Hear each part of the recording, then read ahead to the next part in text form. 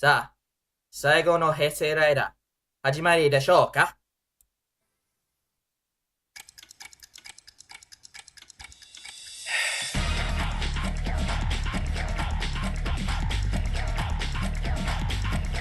Okay, why? Okay, we Hey, skipped hang on. oh, Howdy everybody, and welcome to the first episode of Kamen Rider Geo on the Toku Roundup. Yeehaw! I'm your resident Radiant Rider, Silver Maxis. Ulti not now. I'm your resident Radiant Rider, Silver Maxis, and with us we have the flamboyant flyer, Flutter Guy 98. さあ、僕にすられてみる。お前、僕にすられてみる。We have our Riddle God, DLBot 2016. 私は神だ And we have our Savage Meme Queen, Ultimate Nerd Girl. さあ、ショータイムだ。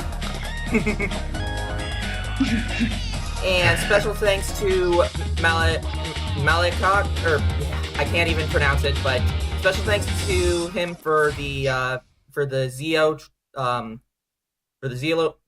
background that we used for this, as well as Microsoft for making one of the greatest games ever, Blinks the Time Sweeper, which I used for the theme music. If Scotsman's not here, I have to do the joke for him. We are one CEO. God damn it. Scotsman's not here to make the joke, but so I have to do it for him. This is what I have to work with, ladies and gentlemen. But you love us. Yes. You love us, you know you do. Anyways, before we get to the first episode of Kamen Rider Zia, which we're all really hyped for, we must first cover all of the stuff that we normally do. So let's start off with the keyword puzzle, and god damn it, DLBot! Hey, don't blame me. Dragoon was the one who gave me the answer. Ah, gosh, what did you do? The answer, okay, so first off, the keywords are body, extension, and 3.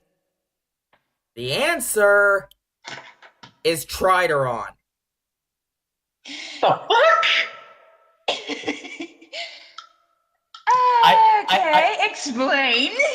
Alright, well, first off, keep in mind, originally, the Trideron was built San's body. Oh. Yeah, he's not wrong. Secondly, the extension, because of the tire extension. Oh, and, yeah. And 3 is not just because it has three modes, it's because, well, that's the Trideron's full name. The Sandan Henkei Trideron, aka 3-stage transformation Trideron. Oh, how much it just... 3-stage transforming. You mad, Silver? K is transforming. Yes, very much so. You mad, bro?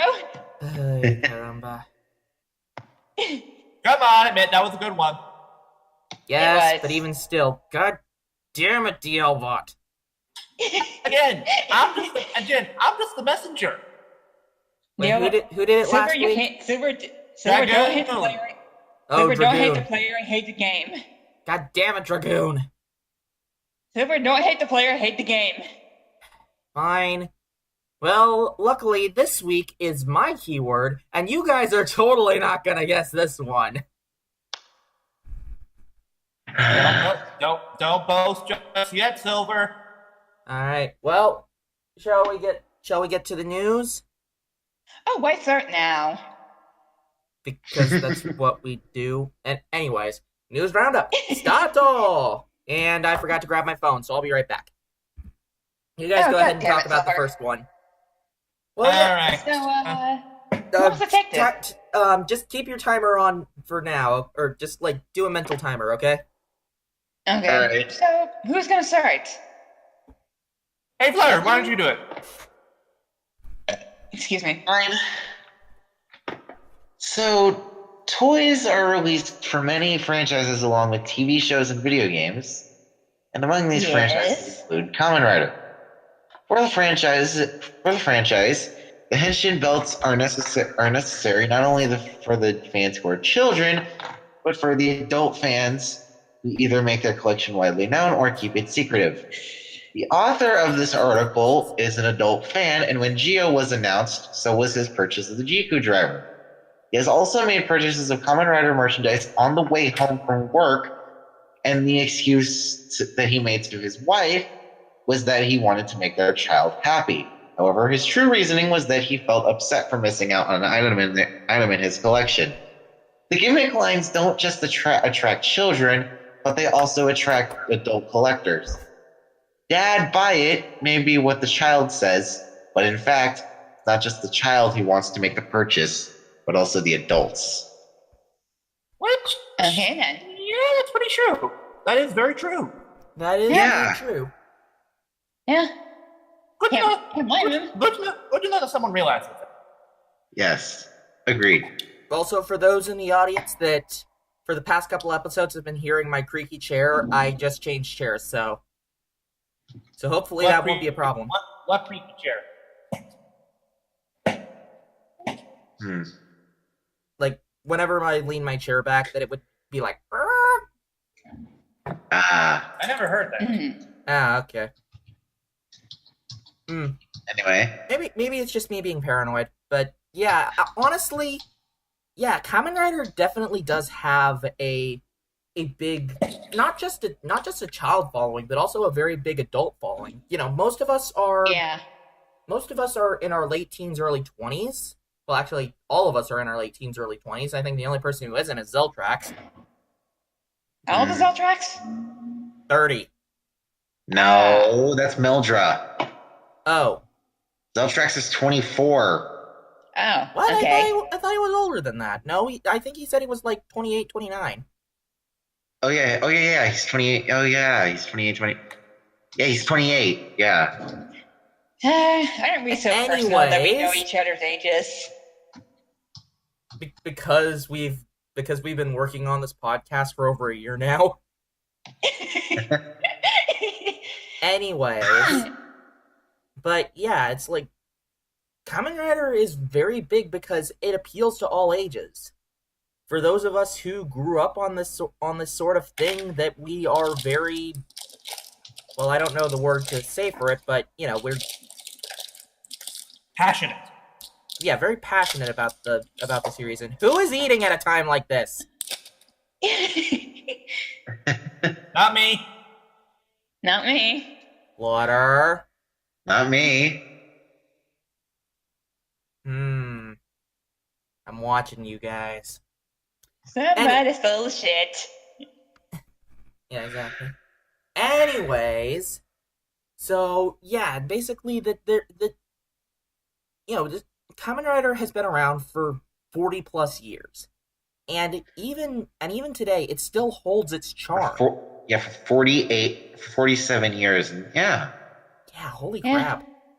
It's getting close to 50. Can you guys believe that? Wow. Jesus. We're old. Yep. But yeah, it's just it's surprising how much Kamen Rider has touched those who, you know, Yeah. like, it's touched people of all ages, and hopefully Kamen Rider continues on for years to come, because we love this show. We love it a lot. Yeah. Agreed. Yeah. Even though some of its series have been, let's just say, a little less than perfect. Cough, cough, ghost. Cough, cough, Ryuki. Cough, no. Hey! You shut up! Shut up! Silver, up top. Yeah. Anyways, You both suck. Let's move on to the next one, shall we? And this one is actually very exciting because, ladies and gentlemen, we're getting all 20 Kamen Riders on DVD. No, not on DVD. Yay! Not on DVD. Really? I thought these were DVD box sets. No. All right, then what is it? They're complete works books. Oh, okay. You Anyway, Silver, go ahead. You had me worked up for nothing. Damn it. God damn it, Flutter. Anyways, so to commemorate Geo, Toei has announced the Heisei Kamen Rider Chosetsu project, in which it is a series of box sets, including Chosenshu, or collective works books for the series of the Heisei era. We have the first box set that's revealed includes 3 volumes for Kuga, books for Blade and Kabuto. All three volumes of Kuga. Okay.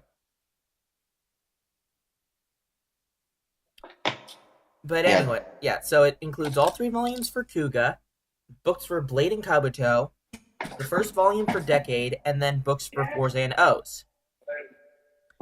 However, there's a big catch to this. This is a limited edition luxury item, and only 3,000 box sets. 3,000 box sets must be purchased by interested buyers before they go into production. If the numbers aren't met, all buyers will have their money refunded. So basically, it's a Kickstarter. Not really. Anyways, deadline is December 3rd, and if the number is met by December, shipping date will be moved early. Number of buyers increases, the contents will be even more lustrous, as volumes 2 and 3 are teased to have Hibiki and Deno. First box set is, Jesus Christ, 11,800 yen. And that is? Let me check. And will be shipped in February. Yeah. Okay, let's see. So, 11,800... $106. Okay, Ned. Well, these are actually worth it because the complete works books they include episode summaries for every episode, actor photos, character descriptions, even movie recaps, weapon descriptions. So, I hope you got some deep pockets. Yeah. One thing that isn't in the news, though, that I feel is more worth it, is the fact that, and I'm just bringing this up now since it's appropriate, Toei has revealed that they are planning on making reissues of previous Kamen Rider belts. Oh, yes. Which I don't get why that wasn't included in this week's episode. I know, right? The toy news. Look at how big the toy news is. Flutter, all I have to say right now is, give me a second. Is it getting his guy out memory? Nope, getting something else. Oh. All I have to say to God this, damn it. all I have to say to this Flutter is, you fail. Shame. Shame. Shame. We'll go into this in more detail next week. Alright, moving fine. But I'm just going to say right now that the belt's released. Oh, it is well worth it. Because we have the Deca driver, the double driver, the Lost driver. The first two are super best Henshin versions. Flutter, don't interrupt. We have the Lost driver, which only includes. Go ahead. Which includes the Eternal and Skull memories, which is non-T2 versions. Which is more than the original Lost Driver came with, since it only came with the Eternal memory originally. And most importantly, they're non-T2 memories. Danger.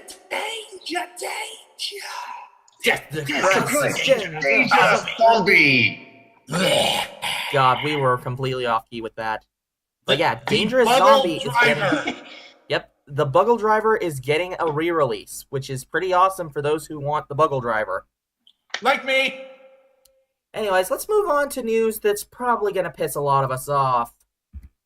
Oh, yes, the poll. Yeah, Toei is at it No, I am again. not pissed off at this. I am not mad at this. DL, why don't you take this? All right.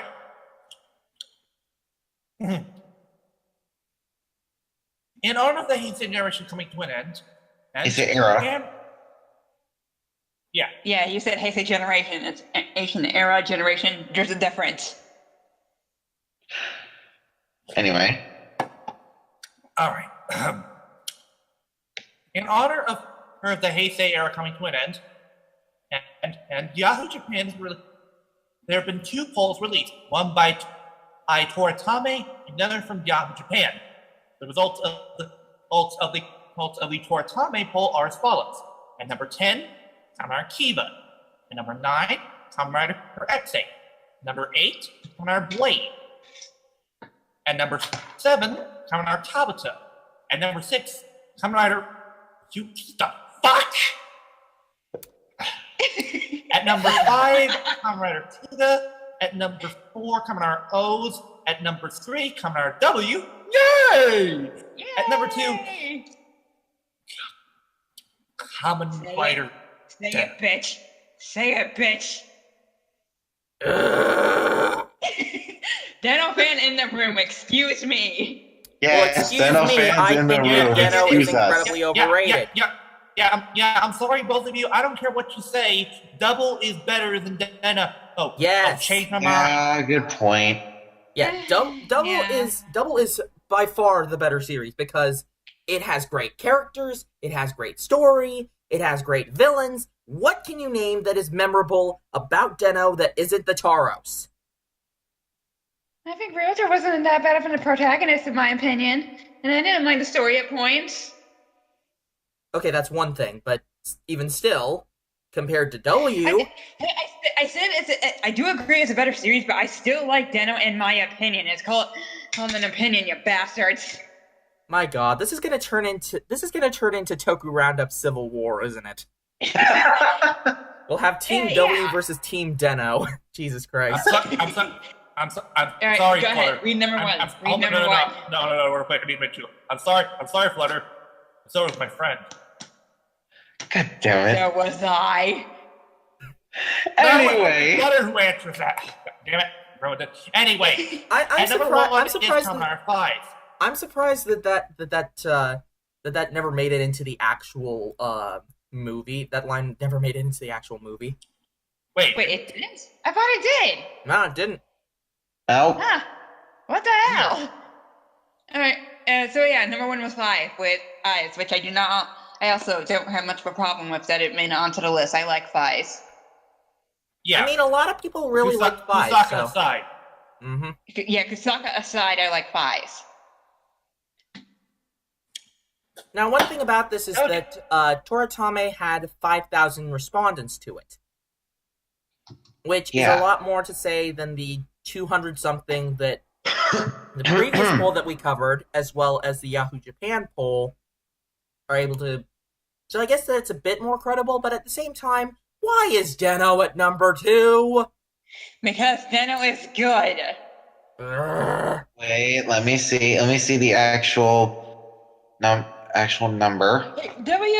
W in number 3 is not bad either. Fair enough. Higher. Anyway.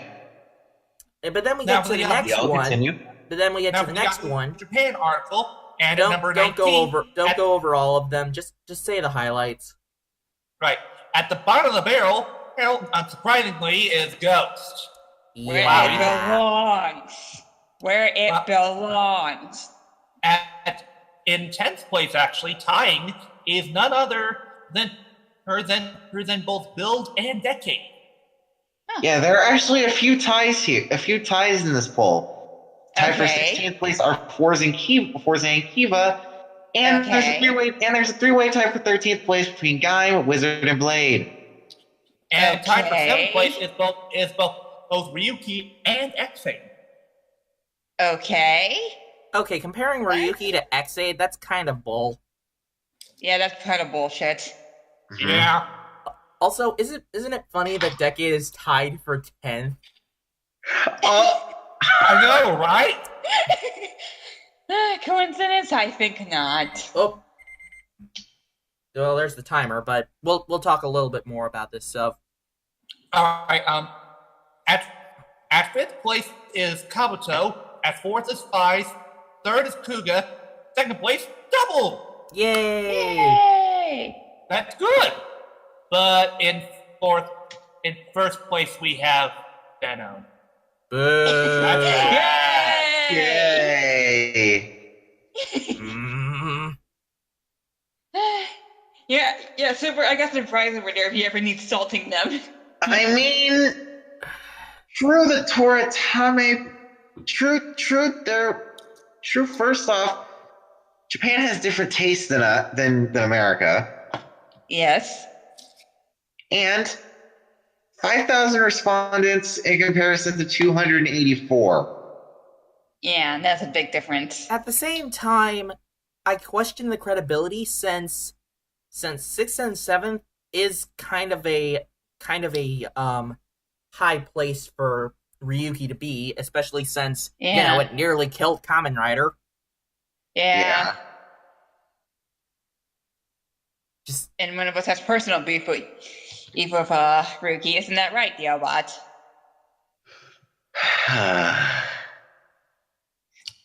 What? No, I don't know what you're talking about. and I don't get why Build is like middle of the road when it comes to this list, because Build was amazing. Yeah, it's pretty good. Bill's not even on the first. Bill's not even on the first poll. What the hell? Here's my explanation. Bill just recently finished. Yeah, Bill just finished. Good point. The thing is, series needs time for people to start before we can decide. Flutter or DLBot, move closer to your mic. Yeah, we can't hear you that great. Okay, what I was trying to say is that the reason why build is where it is because not only did it just recently finish up, because there's like this new time to skewer in people's minds for fully decided where exactly they fall on the total ridership. Yeah, but at the same time, like I explained this last week, that Build has jumped to being my second favorite rider, and it's very close to being number one, like passing W. That is surprising. That is in all my years as a Toku fan, that has never happened before. Like nobody's even come close to W, and Build has challenged its authority. Really, you didn't like Ghost that much? Fuck Ghost. Nobody likes Ghost. No, I didn't say Ghost. I said O's. O's. Oh. I actually. Jesus Christ! Listen to me. I actually didn't fully see O's. Oh. Shame on you. O's. Shame on you. I'll watch O's eventually. Speaking of O's, leave him be. Right. All of us have seen some of the best rider shows. Besides Ulti. Aren't you still watching Build? Yeah, I am. Yeah, so hey, you Pop shush. Meat Kettle. Pop Meat Kettle, you're black. Excuse me. Racist. I was about to say, Flutter, don't go there. Yeah, don't go there. And Flutter, like, yeah, I mean, considering, well, Ulti is, well, I know. African American, it's like. And speaking of those, we actually have news on Casper from O's in the next article. Well, let's finish this off real quick. Just, what's everybody's final thoughts on this list? Not terrible, but... Yeah, not terrible. I question the credibility of some of this. Honestly, some of this sounds a little bit like executive meddling. Executives really want people to think that Deno is number 1 or number 2 just so they can get more people to watch it. Yeah. It wasn't a bad series, though, overall. In my honest opinion, it's not that bad. It's overrated. Very overrated. Slow. Sure, it's been oversaturated, but if you just watch Deno as a series, series, not including all the movies and such, it's not that bad. And the first first couple of Deno movies are actually not that bad. It's ones after Cho Deno that got bad. Can I speak my piece, please? Alright, fine, go ahead. The problem here is the same reason why we've grown to dislike Mighty Morphin. It's overused, and no matter how much it might have been good, the bad impact it's left is too big to ignore. Yeah. True. Listen, I'll give Deno a chance on his own merit eventually, but for now, just the fact of the matter is that when it comes down to it, W is my favorite Kamen Rider series, and from what I have seen of Deno, nothing can really it cannot really stand up to it. That's my 2 cents on the matter. I will admit that there are a few questionable things about this, like the whole Ryuki thing, but at the same time, it does seem like it is somewhat credible. So we're just going to leave it at that, and no, I'm not going to make another poll. You can rest easy, Guts. Because apparently Guts was like, Silver, you better not do another poll. Honestly, I don't think another poll is necessary. Honestly, at what point, what would it prove on? Yeah. Fair enough. Anyways, let's move on to the next bit, shall we? Yeah. Sure. Alright, so... Ulti, why don't you take this? Oh, really? Me? Okay. You haven't done anything yet, so go ahead, yeah. Also, BRB. Okay, so basically in this article, Onk's actor retires from music. Ryosuke Mira, the actor that played Onk and Shinjo Izumi in Kamen Rider Oath, has been revealed on this blog and recently revealed that official website DDS made the decision to leave his music agency, Rose Music. Yeah. In the blog post, he stated that he originally made the decision on July 31st and had decided to make music as a freelancer in the future. Fans were shocked to hear the news, but shared support for Mira. He also informed fans that the fan club will still be a part of the agency, but it is unknown if the fan club will be moved in the future. So, yeah.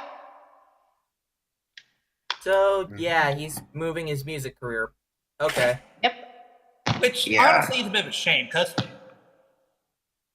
Okay, listen here, we haven't heard much of his music, but you also admit, Time Judge Go is fantastic. It is fantastic. But all I have to really say to this is, to quote Saitama, okay.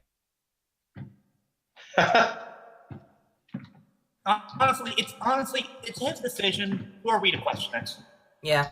Anyways, let's move on to the next one. So you guys remember how we were talking about that Shotaro Ishinomori special effect? Oh, wait, no. Sorry, I was looking at the wrong thing.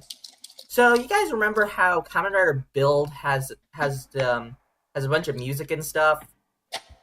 Well, now you get to hear it. There's swimming in it. Oop. So yeah, Build. Yeah, now you can hear the music. Yep, as we are getting a full box set of every single song from Kamen Rider Build, as well as a brand new toy. Yes. Yes. The CD full bottle, though, one thing I question. It's a Faust full bottle, but it was first seen in the show as a lost bottle. What? So, yeah, what? Well, to be fair, the Faust bottles... Wait, hold on, we need to get Darth Vader. Well, okay, DLBot, to be fair, the CD full bottle was seen injected as a Faust bottle, because you gotta remember, the Faust bottles get injected into people, and then they turn and then they turn black, and then when they're put on the Pandora panel, they turn into Lost bottles. Right. Yes, the Pandora box. Who doesn't miss that lovely little clusterfuck? Yeah, you know what? That's actually that's actually the one thing that is a bit confusing about Build is that where did these lost bottles come from? They're never explained. Honestly, if I had to take a guess, I'd say that Evolve developed them behind scene. Yeah. I guess. Fair Anyway, enough, but it's never There had explained. to have been a reason he made all those Smash. That's fair. Yeah. Anyway, the CDs included are the Kamen Rider Build theme song and insert song collection, which comes with 12 tracks. Both discs. If you people have not heard it or downloaded yet, what the fuck is wrong with you? Go listen to it. There is awesome health insert songs in there. I recommend. Yellbot. And songs like. Do not interrupt Flutter. Sorry. It's fun. It's relevant to the topic. Anyways, continue, Flutter. Both discs of the TV original soundtrack, which have a total of 82 combined tracks, 41 tracks per disc. Wow. The soundtrack for Be the One, which has 17 tracks, and the Heisei Generation's final soundtrack. Both discs of which come with a total of 50 combined tracks, 25 tracks on each disc, for a total of 161 tracks over the 6 CDs. Damn. Wow. The box set includes the. That's a lot of nuts. Yeah. Crazy. We already talked about the CD full bottle, but it does come with a box that is designed to be like the Pandora box. Which is honestly really damn cool. Yeah. Yeah. Now, one thing I'm wondering is, if you have all the Pandora panels, can you put the full Pandora box inside the box, and then inside the CD box, so that you can just carry around the Pandora box? Wait. Hold on. So, I have perfect proof. How shall we do it? Well, I know. Hopefully, no, put that in the box. Then put that box inside another box. And then mail the box to myself. And when it arrives, arrives, I smash it with the hammer. Wow. Emperor's New Groove, newly added to Netflix as of the 2nd. What? Ooh, nice. Wait, you're kidding. No. Really? It's on there? Oh my god, yes. Oh, I'm totally watching that movie sweet. later. As of last Sunday. Yes. Anyway, Well, I know what I'm watching. The box is priced at 10,000 yen. Which is 90 That's a bucks. lot of nuts. Phrasing. No, there's no No, phrasing. It's a reference to Kung Pao. Well, I'm impressed with that, baby. No.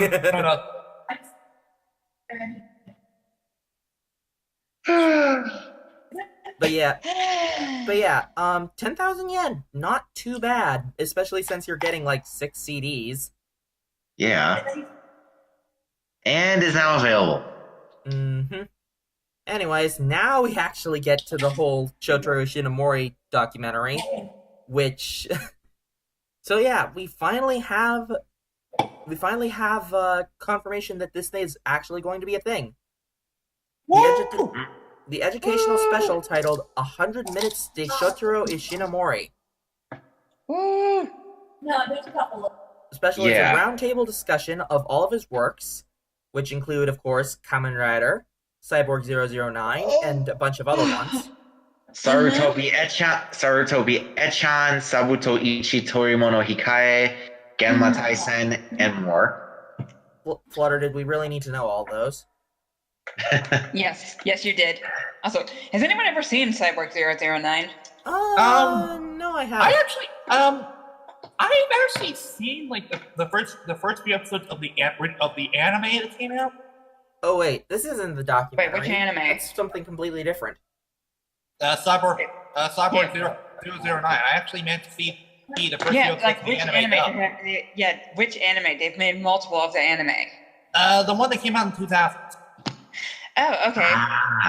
Yeah. Anyway, I watched the original anime and the Netflix anime called Justice. Oh. Anyway, the special is most likely going to be in 4 25-minute blocks. No. well, first, the panelists are Sunehiro Uno, Mari Yamazaki, Fusanosuke Natsume, and Yasufumi Nakoshi, each with their own theories concerning his works. We don't Special have to also read the entire thing.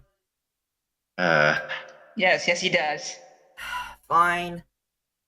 The special also includes interviews with other mangaka such as Keiko Takemiya and Kazuo Yamamoto. Now, apparently, this is going to be aired uninterrupted for 100 minutes compared to 4 25-minute blocks.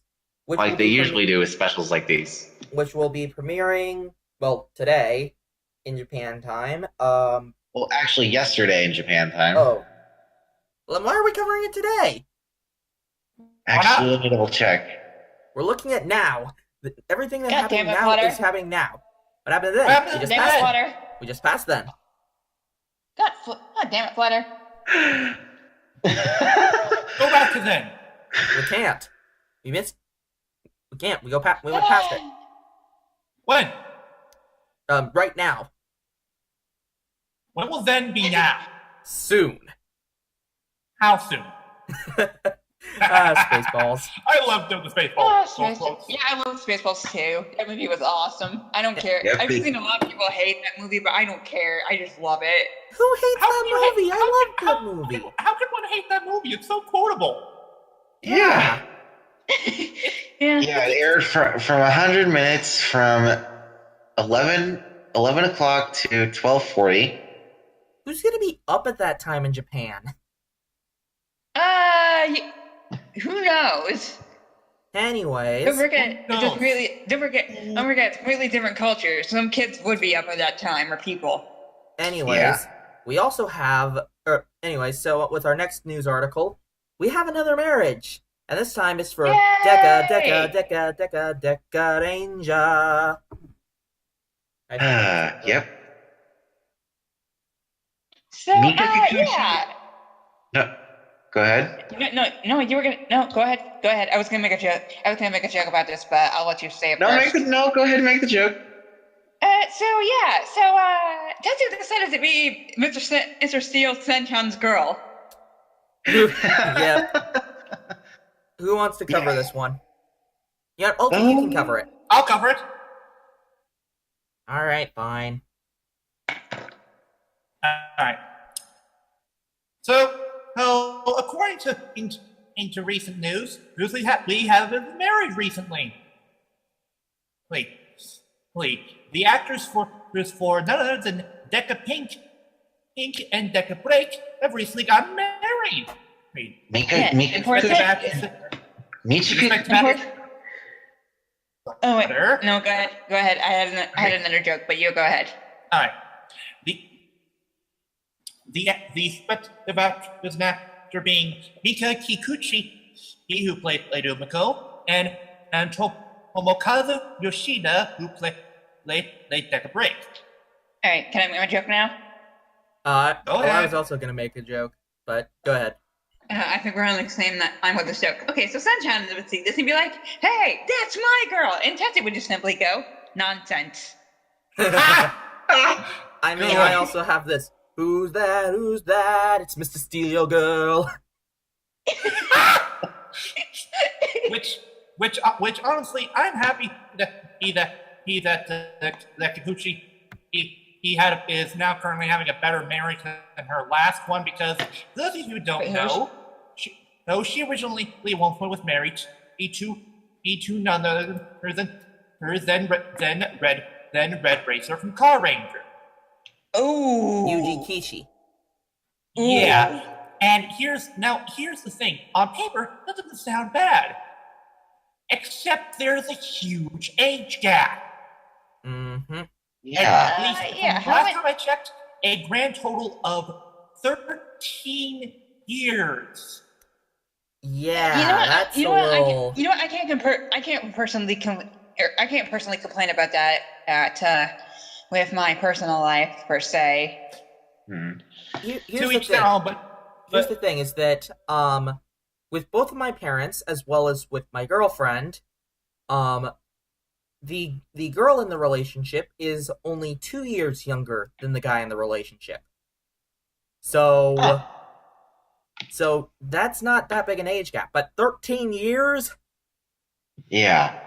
Again, And due to their as I marriage, said, I can't complain because my dad's 50 now. 50 now. My stepmom is 30, and she's going to be 31 soon. They met when my stepmom was 21 years old.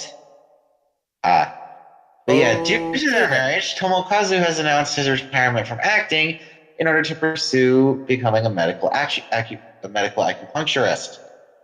Which, good for him. Good for him. Mhm. Yeah. Yeah. But yeah, hopefully. Also, hi, Jasmine. Oh, Hi, yes. Jasmine. Oh, yes, Jasmine's in the wedding picture. Yeah. Mm-hmm.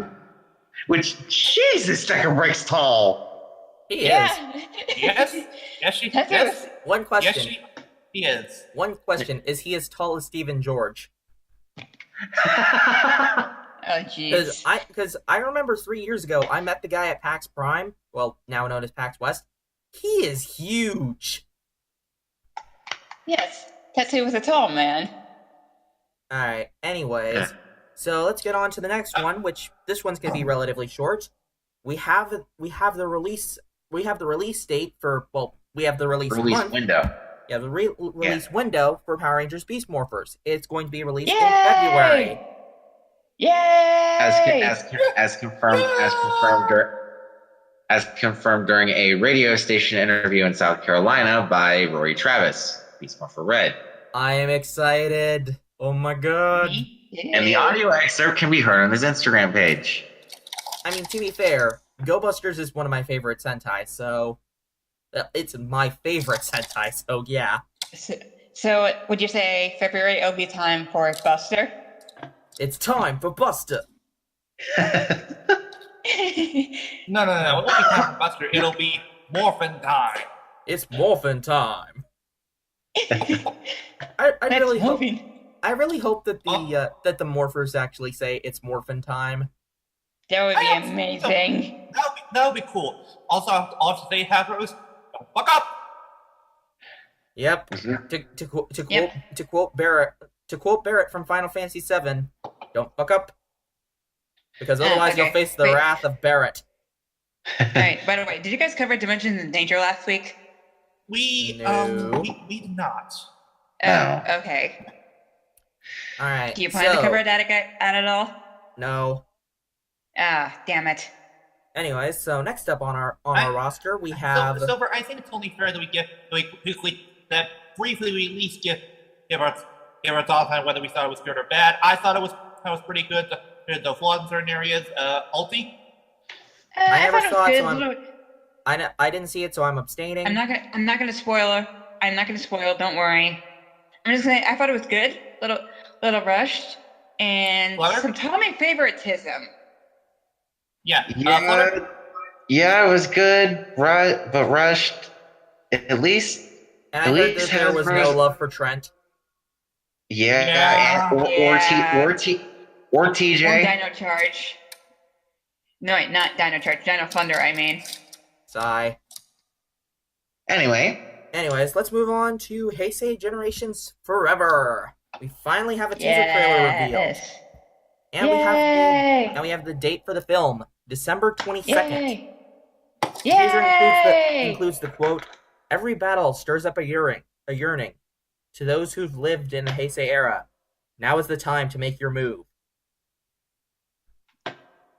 we also know who's writing and directing. Yeah. It was revealed as of today, actually. Hmm. The writer is Kento Shimoyama, and the director is Kyoei Yamaguchi, who a little bit worried. Because here's the thing: he's directed several episodes of Heisei. He's directed a few episodes of Drive, X8, and Build. But here's the thing: Every Hyper Battle DVD from Double onward, except for X8. Yeah, but here's the thing: the guy never been in a main directing role. You know what? Yeah. I am hoping for the best. Yeah, I'm hoping too. Same here. I am, but I am. Well, like I'm Zio, we cautious. are cautiously optimistic. Yes, much like this movie, we're cautiously optimistic. Mm-hmm. Yep. Mm-hmm. Anyways, now we get to this news. Ladies and gentlemen, yes. you know what time it is? It's time for Access! Go Someone Access! spit obvious! Gao! Do do do do Don't do. be so bad. Gao! Gao. Do, do, do, Rudai, do, Rudai, Suki. took care. Gao! Gao. Do, do, do, do. Sakibe. Gao. Taos. Taos. Gao. Gao! Gao. Gao! Gao. Gao! Da, da, da, Man, da, that was da, da, da, da, da, Man, that was da. horribly out of sync. Yeah, it was. Yeah, but yeah. Let's be fair here. None of us can match the vocalness that is Yukio Yamagata. But We ladies can't and- match that vocal range just because. Jesus. But Yeah. ladies- Why do some people hate the Goranger opening? I just want to ask that Guys. right now. Why? I don't know Guys. that either. guys. But ladies and gentlemen, we have the announcement of Shout Factory's next DVD, Hyakuju Sentai Goranger, Goranger. which will be on 8 discs, 51 episodes, total of 20 hours. The set is priced at $47.97, and it will be released on December 18th, just in time for Christmas. Just in Yay. time for Christmas. Yay! So it'll be interesting to see how different Goranger is compared to the original Wild Force. Mm-hmm. I've heard it's a Because- lot similar. Well, And from hopefully I watched that's- Goranger years ago. It is similar in a lot of aspects. I mean, I loved Wild Force, so it'd be interesting to see how Goranger is, like, the subtle differences between Goranger and Wild Force. Yeah. There are a few differences between it. Most particularly, in Goranger, there was no Master Order. That was Yeah, added, it wasn't. I remember that. that was added to the American. Yes, that was completely original. Yeah. But the only exposure I've seen of Goranger is via two things: the Goranger for Super Sentai film and the Goranger for Hurricane movie. God, that And movie. apparently there's a Goranger Go Ranger versus Go Ranger manga. Wow. Wait, Yeah, there is. what? Yeah. Holy shit! But from what I've seen, Goranger it versus looks Super Sentai okay. basically clips show the movie. Ulti. Ulti, you think that's bad? And you should see how rushed and badly Hurricane versus Goranger was. The whole thing I is saw only it. the whole I thing's know. only 30 minutes long. What the fuck? I know. The fucking I know, I Timo saw movie. Hey, at least- Goddamn summer movie. At least they actually teamed up, unlike a certain other crossover. Silver, Uh, yeah. Yes, Silver, I am yeah, still boy. sore about it. Wait, sorry about what? You know, that movie. Wait, what movie? Kyoryuger versus Go Busters Ulti. We Oh, know. were I you don't- being so sour about that? I don't care what anybody else says, I will still hate Sit that movie. down, Silver. Sit down, Silver. For God's sakes, Silver, sit down. Whatever, we're out of time anyways. Overall, Goranger's cool. Let's see what happens with it. Let's move on to this next thing. So, who here knows about the board game that was being produced by Hasbro, Heroes of the Grid? I do. I do. Well, it's finally hit all of its stretch goals, which means we're getting Yay! everything. Yep. Renegade Studios recently announced the first Power Rangers board game, Heroes of the Grid. A demo was showcased at Power Morphicon, and funding for the Kickstarter started on August 14th. The Kickstarter has been fully funded with a grand total of $705,887 by 3,784 backers, over 7 times the target goal of $100,000, and all 27 stretch goals have been unlocked. The Kickstarter reached its funding goal, its initial funding goal in 8 hours, and there are over 140 figures in the all-in pledge level and 20 plus Kickstarter exclusives. That specific pledge level which was $240, includes all 3 expansions, figures, and stretch goals. The game on its own is priced at $90 and will be released in July 2019. Which, for the record, those who don't know, the last stretch goal was making a figure for a certain Ranger from Samurai who gets no love of none other than Goranger Shiba. Who apparently gets shipped with Jason. And she well, was. Actually, yeah, but she did get love. Shattered Grid. I know, you know what I mean. Yeah, that's because, and that's why she's even in the game in the first place. She's an add-on for the Shattered Grid expansion. Oh, nice. Now there's one question I have. Time Force expansion when? Patient Silver. So Silver, here's the thing: we're actually getting Gen with the. We're actually getting Time Force Pink with the Shattered Grid expansion. Okay, but at the same time, Time for Time Force. At the same time, let's get the whole Time Force team. Seriously, you can make expansions up the wazoo for this. Silver. Here's the thing: they need to see how well this will sell for. They can start making expansions. Well, considering that it just reached its Kickstarter goal 7 times over, I'm pretty sure it's going to sell. Silver. Yes. Here's the thing: Kickstarters are one thing. Actual sales figures when it comes to selling in stores are another thing. Yeah, actual sales figures when it comes to selling at local game stores and other stores is another thing. Well, we will definitely see. We will see. Now, where's my Hyperforce Season 2? Now, if you want there to be a Time Force expansion, then show your support by buying the game and such like that. Yes, you speak with your wallet. Yes. Now, where's my Hyperforce Season 2? Yep. Anyways, let's get to the next bit of news, which we have Ultraman Darkness Heals, and we don't have the Scotsman. Ultraman! Sure, go ahead, DL. Can I do the bad Scottish accent? Sure. Oh, God. Sure. Sympathize would be the new multimedia project titled Ultraman Dark Heals. Darkness Heals. Darkness Heals. This focus is on the villains of the series, include the Ultraman Belial from Ultra Galaxy Legends. I see you forgot that he was in Ultraman G, but first. well, that's where you're Ultraman Zero movie. Darkseid even Ultraman and Nick is evil Egan Chimera area from Ultraman Tiga and finally Juggler from Ultraman and Orb. Also, look out, everybody! He's gonna juggle! Wait, no, you gotta say it in a Scottish accent. Look out, everybody! He's going to juggle!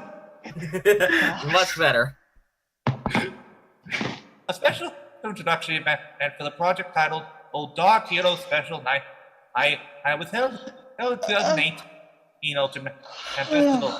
Birthday KHO will take place on October 18th at an event entitled The Darkness Heals World. The official website I gave a character description for each of the villains that the project focuses on. Finally, which let me go over those. Held in Tokyo's post-photo match. It was time, Blair 8:30, E-point, 26 meters tall picture of Burial who displayed along other her goods and paraphernalia.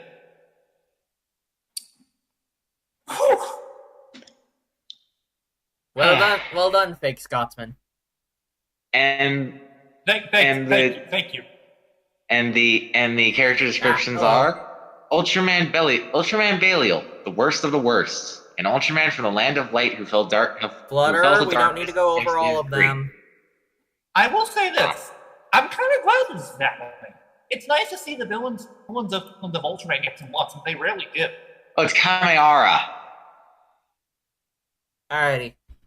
But yeah, this is definitely interesting. I'm especially glad that Belial gets some love, because... Also, Legasp, a female Ultra villain? Get it away! Wait, which one's the female ultra villain? Chimera. Chimera. Yeah, Chimera. Chimera. Yeah. She was Okay. actually she was in the Tiga movie. Yeah, Tiga the Final Odyssey. Okay Yeah, then. yeah. Wait. Odyssey. Are you Odyssey? No. No. Okay. Tiga does Okay. not jump up superstar. Evil Tiga Oh my appeared God, in the you guys. series, and Dark Zagi was actually in Ultraman Nexus. He was the final villain. Alrighty. Though, as much as I love Dark Zagi, no love for some of the other baddies he's from Nexus. No love for Faust or Dark Mephisto. Really? Yeah. Who knows? They might add in more. Can't be choosers. Anyways, on to the Well, next. to be fair, someone who watches Nexus, the other villains didn't get much love in the shows. That Arksagi pretty much didn't show up until like the last 2 episodes. Anyways, Point.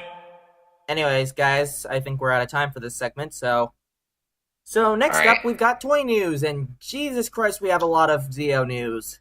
Thank you, Flutter, for not making it a massive skywall of text, but even still, Jesus Christ. It's still just yeah. a wall of text, though.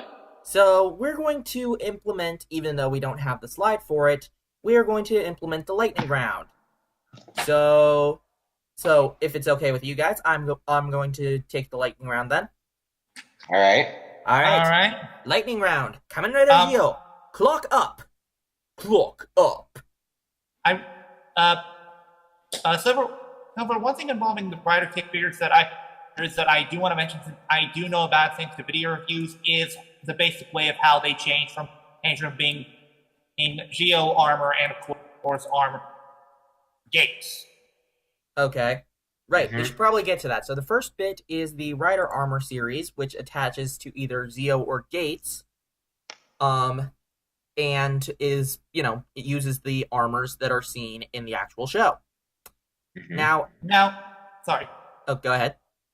Now, the way this is done is actually quite clever. You see, the way that it's done is done there are 2 steps you need to make sure that it's changed for one for the rider. First, you need the appropriate head.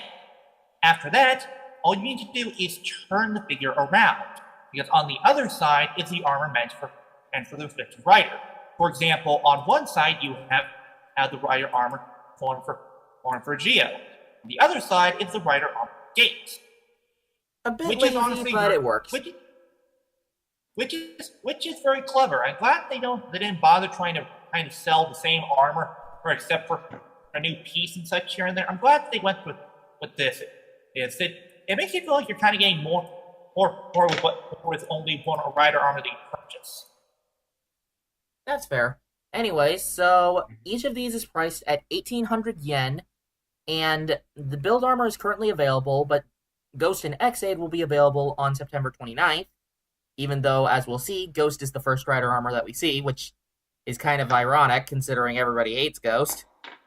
Yeah. Yeah. Yes, that is why they want to get him out of the way immediately.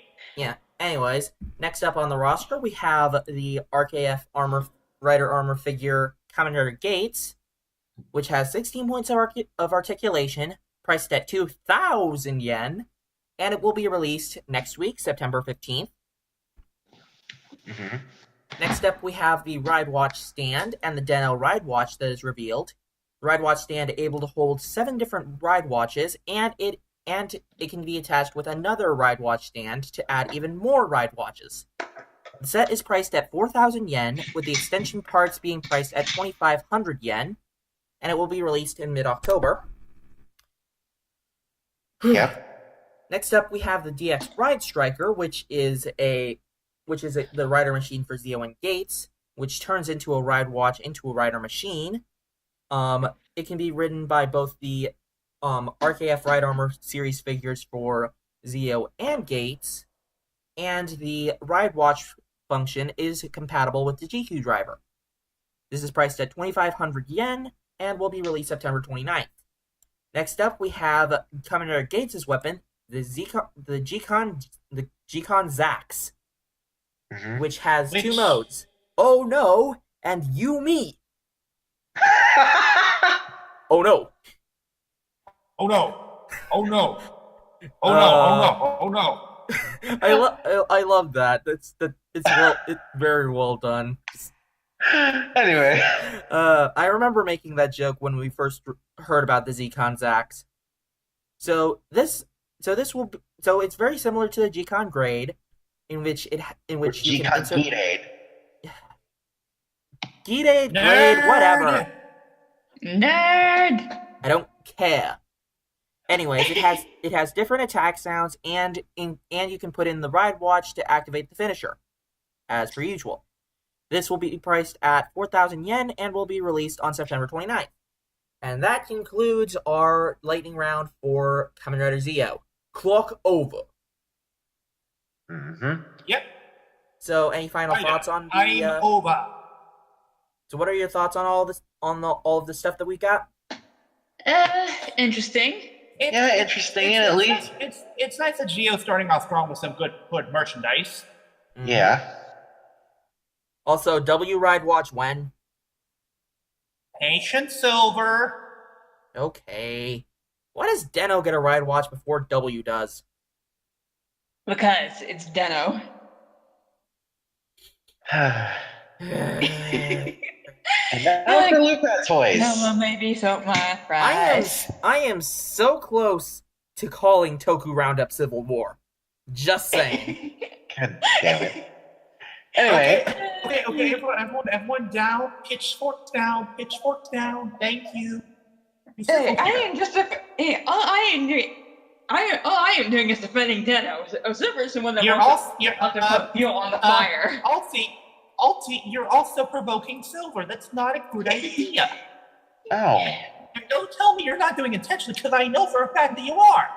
Hey, I like Deno. Excuse me for liking Deno. No one says you're bad for liking it.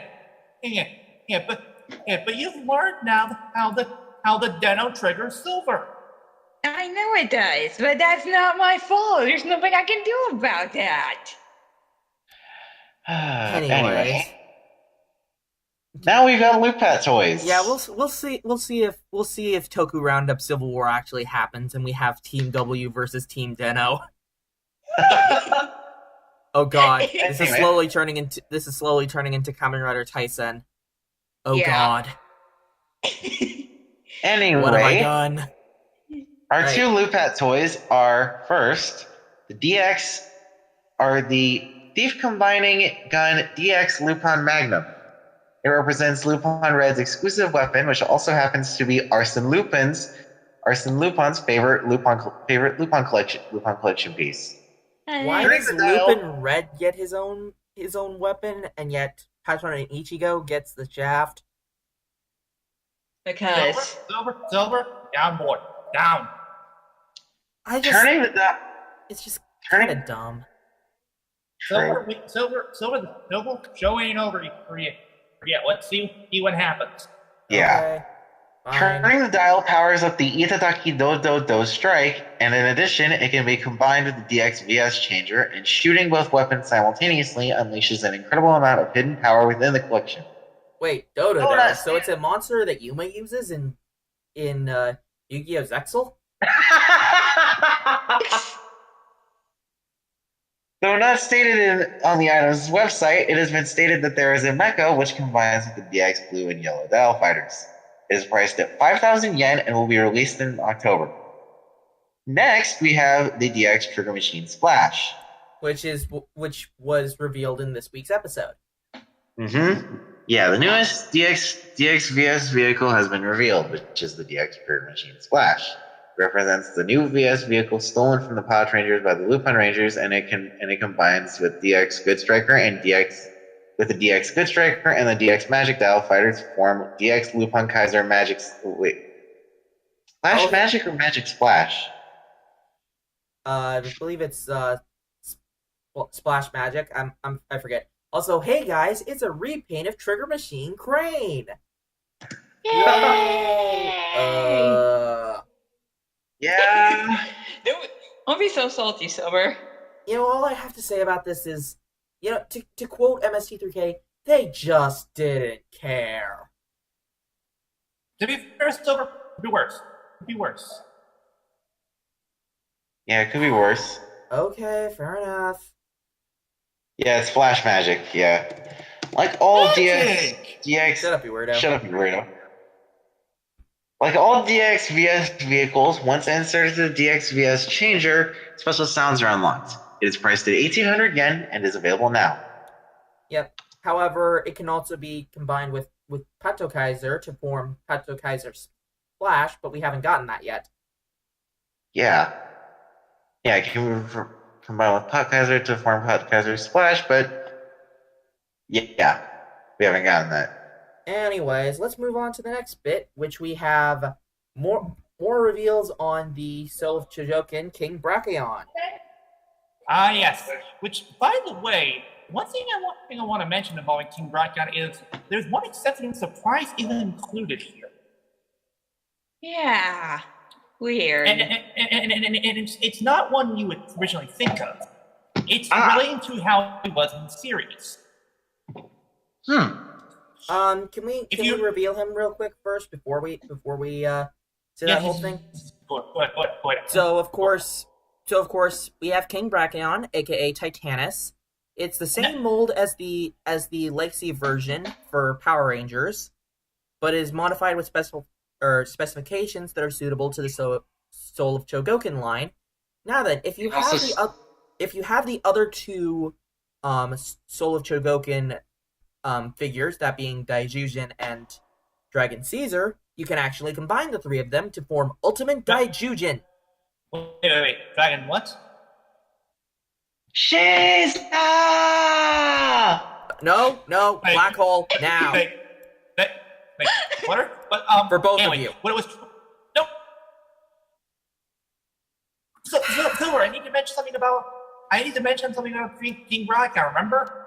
Fine, but then after that, black hole. Fine. Okay, what do you have to mention? All right. Here's the thing. In the series, one of the big plot points in the was the fact that King was two dinosaur eggs, and King Brachion was eventually used as an incubator for the dinosaur eggs. I know this is a full Chogokin thing, but why didn't they include the dinosaur egg here? It's pretty plot important in the series, and I don't think many people like it, but like it or not, it was something important in the series, and King Brachion did have a big part to play in it. Nobody knows. Anyways, black hole. But yeah, this thing is priced at Jesus. 29,160 yen. Convergence, please. Convergence, give me a second. 29,160. $262 and 69 cents. What the fudge? Yeah, What's a spice? Yeah, if you want this thing, you're gonna have to pay a pretty penny for it. Yeah, you're gonna have to pay out the ass. Mm-hmm. But I feel like people would definitely want this, especially if they have Soul of Chogokin, Daijujin, and Dragon Caesar. So yeah, if you want Also, King Brachion stands at 299 millimeters tall and 410 millimeters in length. Okay, then. Thank you, math nerd. Look who's talking! Yeah, look who's talking, you hypocrite. Also, Caesar, what does this have to do with the Kojishi Voyager from Goranger? God damn it! Okay. Flutter, do I have to send you back to the black hole? Okay. First of all, Silver, you have no place calling him a math nerd, or given how you went to school for that. Fair enough. Exactly, it was a joke. It was a joke. Juggernauts! Anyways, so next up, ladies and gentlemen, we have a new reveal for the Super Sentai Artisan. Oh, yes. Mega Rangers K-Tizer. Hang on. Let me actually do how it's done. Hold on. Someone remind me. What's the code for the transformation again? MEGA. Mega. All right. Install Mega Ranger. Oh God. Mega. Yep, from Mega Ranger, it is the K-Tizer. Yep, The transmission device of Mega Silva. Or as you might know it in America, this is the morpher of In Space Silver, Zane. So yeah, if you ever wanted to cosplay as Zane, you can do that. This thing has show accurate sound effects, Mega Silver's background music, and it has lines from the actors who played Mega Silver, Shigeru Kanai, the person who played Kubota, Satoru Saito, as well as Kenta Date, aka Mega Red, Hayato Oshiba. As well, something really cool that they have in the toy is that there's actually a feature that allows the K-Tizer to have a 2-minute and 30-second time limit, very similar to how it is in both in Space initially and in Mega Ranger. Yeah, since that was a big plot point, and much like the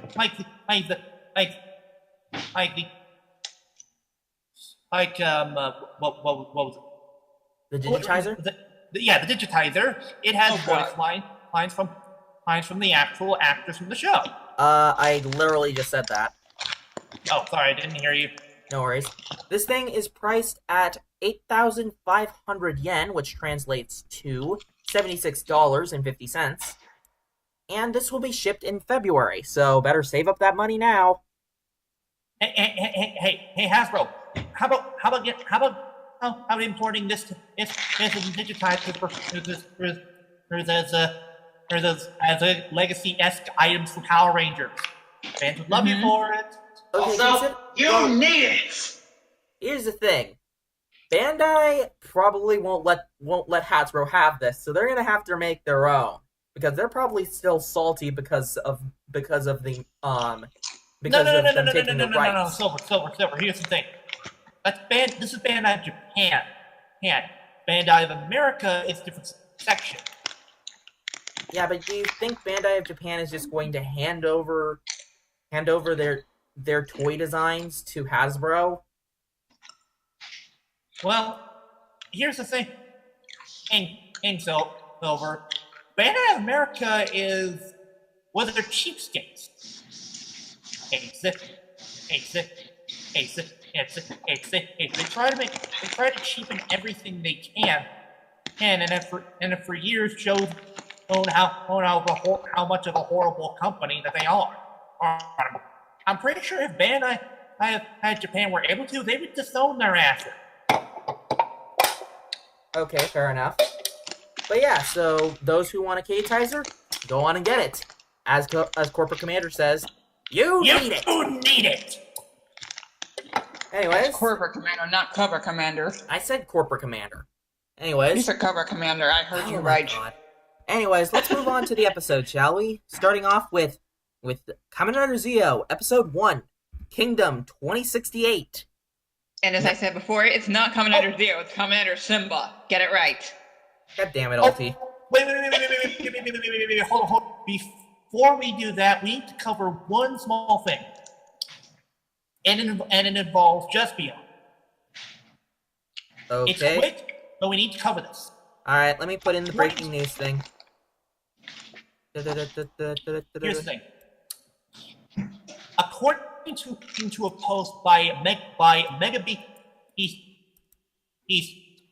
Empire, the people who originally did the sub for Just Beyond, they are actually working with the people who are distributing the Just Beyond DVD to actually be using their subs and basically correcting a few things here and there. So yes, Mega Beast Empire is the people who originally subbed Just Beyond are in charge with subbing the official release of the DVD. Wow. Wow. Yeah. Anyways, and now back to your regularly scheduled program. Do-do-do-do-do-do-do-do. So, yeah, Kamen Rider Simba, episode 1. Yeah, and the one reason why we're calling him that is because Sogo Tokiwa, well, he wants to be king. But first... He can't wait to be king. Damn it, I was gonna make that joke. Screw you on the line. Screw you on the Lion King or I make the jokes. Anyway, so we start off the episode by showing... By showing the desolate world of 2068 with a So this is what happened after the presidential campaign. Oh! Yeah, but I regret nothing. You want to get sent to the black hole? We do not bring up politics here. Just making a quick joke. The joke soon. The joke. All right, fine. Besides, Anyways, they didn't even mention a certain someone's name. I just said presidential campaign. fair enough. Anyways, we see a big memorial for the first time that our main protagonist, Sogo Tokiwa, transforms really into Kamen Rider Zio. Not a real memorial, more just a statue. We don't really know why it's there. As well as the other past Kamen Riders surrounding it. I guess you could say that they've been Jadon, Stone. Yeah. Boo. Wow. Anyways, so we then see Omazeo basically fighting off a bunch of forces and kind of kicking their asses. Also, hello, motorcycle. No, wait. You don't realize that we're actually hearing in the background, we're hearing the force that is going against Omagio. And it appears that Omazeo is able to stop time itself. I swear to God, DLBot, if you make the reference, I will send you to the black hole myself. Wibbly wobbly timey wimey? No, not that one. He knows exactly which reference. Sabaruto? Yes. Okay. Wait, is Flutter still with us, or is he in the black hole? He's still with us. Because, DLBot, I know you. So don't. I won't. Besides, I've already said heads up in some certain way, so my job is already done. Yes. Anyways. However, this is all just a recording that's being shown to Sogo, who is kind of like, wait, that's me? Okay, I need some air. And then he walks outside and gets attacked by a T-Rex.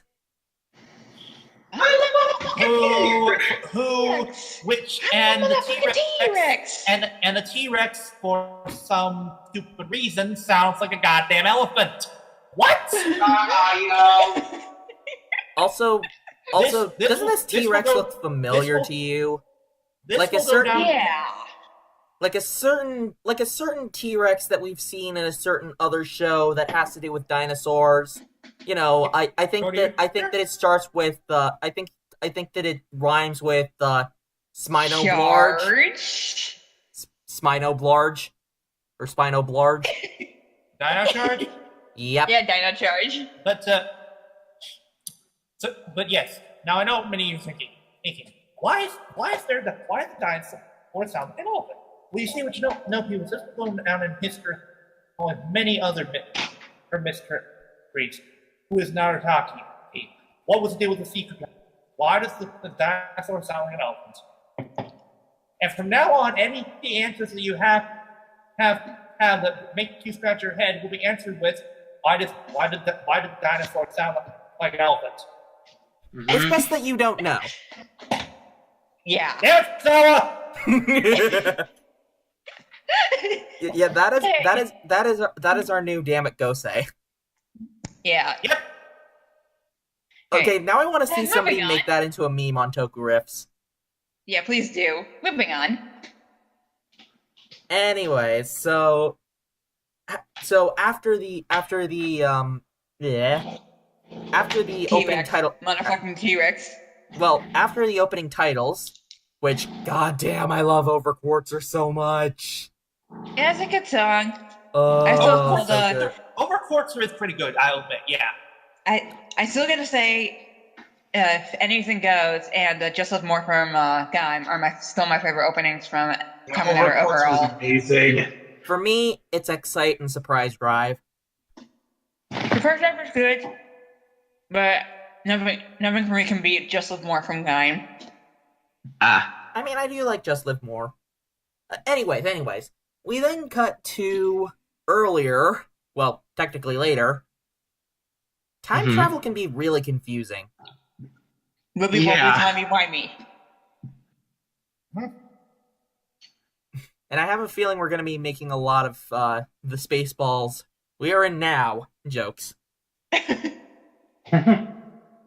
Also, Doctor Who, wibbly wobbly, timey-wimey. Yeah, that's going to be a running trend with this show, isn't it?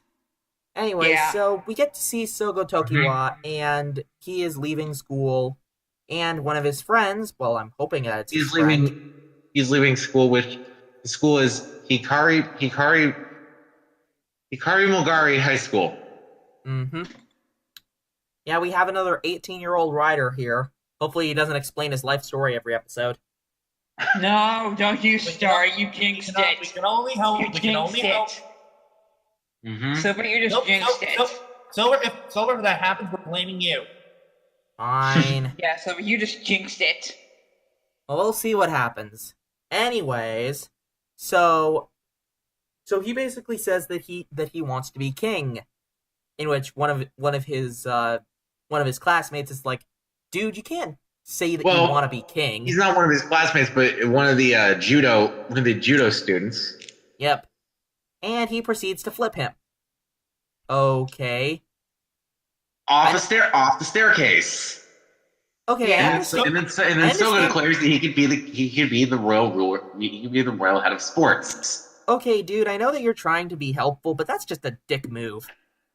Yeah. What you don't, Also, what you don't realize is that this man and secret teacher Sketa Sanshiro, who taught him the epic ways of judo flipping. Sadly, he never got to learn how. He never got to learn the part about how to make people explode when judo flipping. Such a shame. Such a shame. What you want our main character to die right now? No, but still. No, just making a joke. Fair enough. Anyway, so he ends up getting to his uncle's clock shop. To his uncle Junichiro's clock shop. Yes. Where a customer brings in an old radio. You get it, guys? This guy's about time and clock. Get it? I made a joke. I made a joke my earlier during your God. riff, and I was gonna. I made a joke earlier when we were riffing it, and I was gonna make that joke. God damn it! Happy quick on the draw. Mm-hmm. Anyways, so Sogo and Junichiro have a bit of a talk, and yeah, it seems like Sogo's very delusional, and that's kind of concerning to his uncle. Uh-huh. Yeah. Apparently, Sogo is special. Yeah. Yeah. Little boy, special little snowflake. Yeah. Let's use special. Yes, Mhm. special. You know, this is reminding me of something, but I don't know what. It feels like it rhymes with schmeckade. No. Oh no, it's not that, Silver. Or these two know what's going on. Yes. He's essentially like a Ryotaro, a kid who's down on his luck and basically life hasn't bought his going to bone yet. Well, he's not down on his luck. Yeah, I got a lot of Dano vibes. Yeah, I got a lot of Dano vibes. It's not that he's down on his luck. episode. Yeah, it's not that he's down on his luck. It's just that he has a pacifistic nature. One thing that, well, here's the thing. Tsukasa and Sogo seem to have very similar personalities. That they seem to think highly of themselves, and while they want to help, they're a little, how do I put it? Hey, for the record, Tsukasa is a lot more of a douchebag than Sogo is in this episode. I mean, that's fair. I still like Tsukasa, and I do think that he's a good character, but... I do. But you get him, man, he was a bit of a douchebag at times in the decade. Yeah, True, that's fair. He was a lovable kind of douchebag. Yeah, that exactly. too, but he was still a douchebag. A douchebag is still a douchebag, being lovable or not. Anyways, also, Sneaky Red Time Machine is sneaky. No. No, but what you don't realize is it's not trying to be sneaky. It's playing Metal Gear Solid. Only this time, the time machine is the Metal Gear. Oh my god! Yeah, Waz. Oh dear! I think I broke Silver.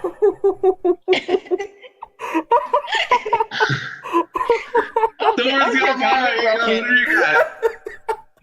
Broke him. We broke him.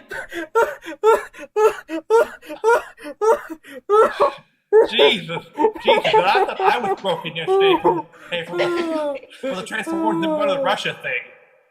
Oh my god! Oh, Yeah, we broke that's him. too funny. Okay, Yeah, anyway. Waz makes his first appearance, which I am Waz, the great and powerful. No. Tony, you can do this. I came up with that joke. I'll do it. I am Waz, the great and powerful. Is his name actually Who Waz? are you?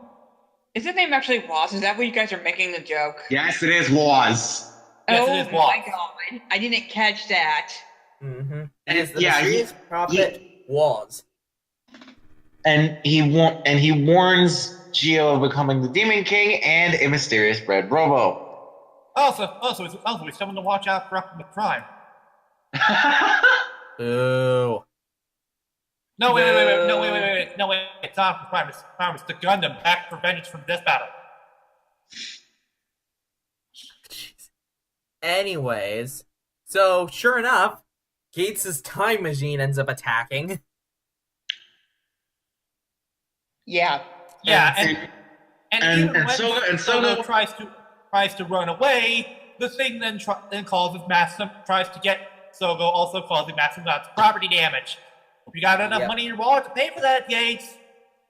Mm-hmm. Yeah, you touch it, you break it, you buy it, you asshole. I gotta admit, I really like the look of the time machine. I didn't think I'd like it as much. Mm-hmm. I like it too. The only thing that kind of bugs me is the arms. They seem a little bulky, but other than that, it's fine. However, sure enough, as he's running, Tsukiyomi ends up coming in with her own time machine and says, Hold it. Silver, I have a perfect joke to make. Give me a second. Yeah, me too. if it's the Come same with me joke, if you want to live. God damn you! damn it, I was gonna make that joke. I want your clothes, your boots, and your ride watch. Now. Oh my god. Hang on. So, Oh, wait, yeah, no. she I want basically no wait. I want your driver. Your bike, and your ride watch. Now. Yeah.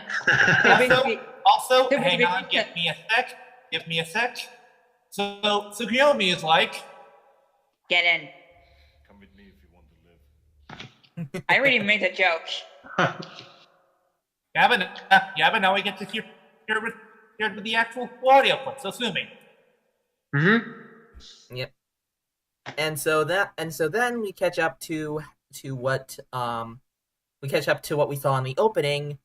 So Yep. In we're the finally Cretaceous back up. period. So we're finally back up to where we left off.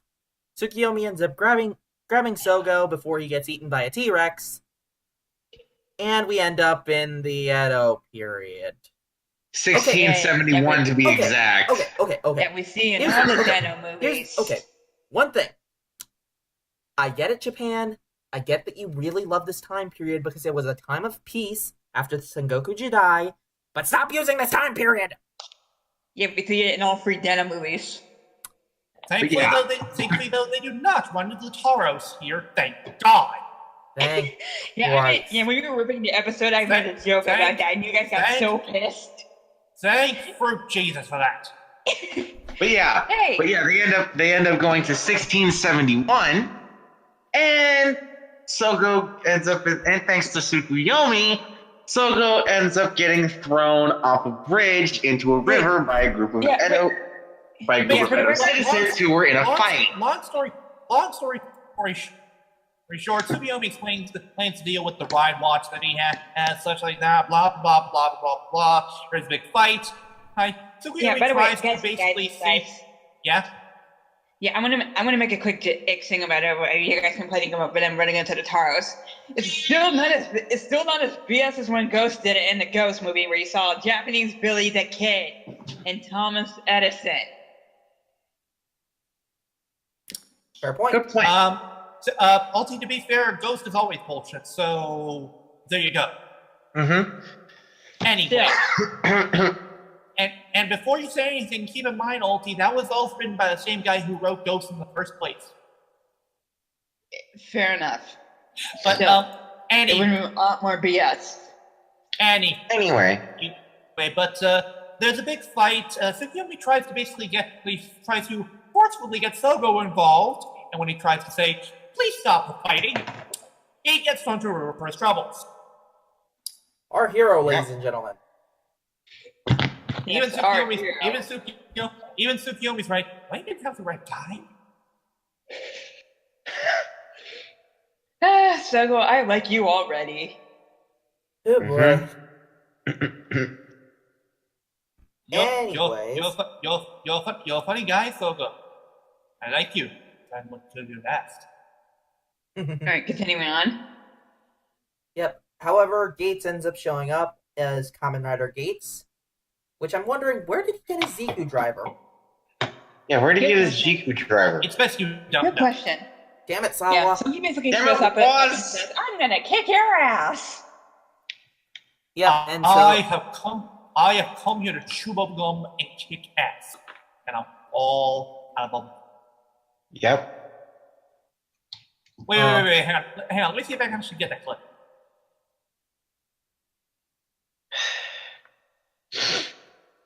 Also, we should make a note that Waz has a book that is called the Oma Korin Reki, which... Yeah, the Oma Korin Reki, or as it was called in the subs, the Twilight Chronicle. If there's a Twilight Chronicle, if there is Twilight Princess? Wait, I see. You know what that is? That's not actually a book. It's a cheat guide. I had a Princess Zelda Twilight Princess. I was trying to make it a Zelda joke, god damn it. So I was trying to make it. Also, it was written by the main character of My Little Pony herself. Damn it. And apparently the wiki calls it the Great Calamity Coming Calendar. Now that's a mouthful. Let's just call it the Twilight Chronicle. Yeah, Gates being like, "I'm gonna kick your ass, Sogo." Chew bubblegum and kick ass. And I'm all out of bubblegum. Well put. Yep. Thank you. So he basically tells Sogo he's gonna kick his ass, and they run away. Yep. Run away! Run away! Run away! Run away! Run away! So they try to get away on the time machine, but they're forced out of the time hole. Which leads us to November 30th, 2017. Yes. In the altered timeline. Or in the build timeline. Many people, much myself, first thought that this was bullshit because if you all remember how build ended, they created a world but there was no Skyball. But thanks to Silver and many others, they managed to realize that basically when Geo was basically pushed out of the time vortex, it basically dumped him into an aborted timeline. Mm-hmm. Now, the question which is how they're going to get into that timeline come episode 2, but we'll get to that later. actually, Silver, I actually have an explanation for that. You said that this is here's the thing. This might be from an aborted timeline, but it still affects in a way affects Senta on Ryuga because it affects her memories, which would mean it would also affect them in the present.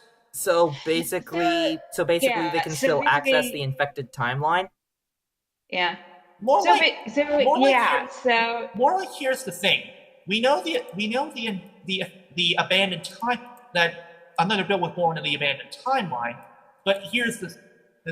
Actually, no. He was born in the original timeline. Oh, he was. Oh, didn't realize that. But so basically, Soko shows up and he's right in the middle of Sento and Poncho's rider kick. Mm-hmm. And even though it's only been a week or so since we saw them, it's very nice to see these two back. I miss those two. Oh, I missed you guys. Mm-hmm. And then they go to Cafe Nasita. Sogo realizes that it's 2017. Then Tsukuyomi comes in and shoots all three of them with the Fi's Phone 10, reminding Gio that Gio shouldn't be interfering with people from the past. And here's the thing: is that Tsukuyomi's a bit of a badass in this. There's no pushover. She's not a damn little threat. She's willing to get down and dirty. She was kicking a monster's ass. She kicks one later in the episode. And speaking of build, we cut to the 2017 with the current timeline. The year without a Kamen Rider. We see an unnamed basketball player almost get hit by a car. But that car is then stopped. By Ur. Who? Ur. Which means clock in German. Ah, nice. And apparently he's the leader of the Time Jackers. I feel like there's a clock thing. Not the leader. He's not the leader. The clock thing is going to be forced down. The wiki says he's the leader. He's the youngest. Okay. But I have a fear that the clock thing is going to be forced down our throats. The show about time travel, would you really be that surprised? And then he ends up stopping time, and then gives the unnamed basketball player another. Go ahead, Dale. And he makes a contract with the baseball player. No, not that kind of contract. Damn it, Cube. But damn it, Ulti. But honestly, he makes a contract with the basketball idea, the way that he does this, it's honestly genius. Here's the thing. Yeah. The thing about the way that we humans think is that when we're at the brink of death, our minds go a little wild. When near-death experience occur, we are very, how should I put it, subjectable to certain things. So the idea of Uru basically handing a guy who's nearly on the brink of death to basically not only to still live, but to be even more than he already does. That offer in of itself is intoxicating and tempting as hell. Yeah. I mean, also, a Kamen Rider show where people. Now, one question is, if he had refused, would Ur just have let him get hit by the car? Yeah, probably. Most likely. Honestly, I'm betting anything. And that the reason that's honestly what I think Uru's strategy is. He picks people who are about to die and uses their loosened inhibitions to convince them to become another riders. Yeah. Which again, the contract is similar to the Imagine and Deno. I was about to say that. I was thinking like a Kamen Rider series is where people make contracts with monsters. Where have I seen this before? Yes, we know you guys like Deno. I'm saying, if there's a connection, I will point it out. Fair enough. Well, We'll th- be yeah, pointing then- out a lot of different connections with this show. Yeah, then the unnamed basketball player targets a karate, a person who's practicing karate, and a tennis player in an attempt to create a best match, but of course it doesn't work. Okay, you gotta Yeah. you gotta use a non-organic bottle, dude. You can't just have two organic ones, or Yeah. Yeah, also, wasn't that a bit of a random coincidence that this karate dude just happened to be by just like a basketball player? Also, Yeah. real quick, can we comment on another build? That thing is a grotesque nightmare. oh that yeah. was This is what ugly happened. Another build. motherfucker. Another build. What happens when you don't take care of your figure arts? Also, do the predator joke. You are one ugly motherfucker. But Yeah. what we don't know. Also, for this one moment that it blinks, and it's the creepiest, gross thing ever. But what we don't know is that this isn't the work of the Time Jackers at all. It's the work of the greatest evil known in Kamen Rider, SIC! Oh my god, you guys. What? We said we were going to use that joke. Well played.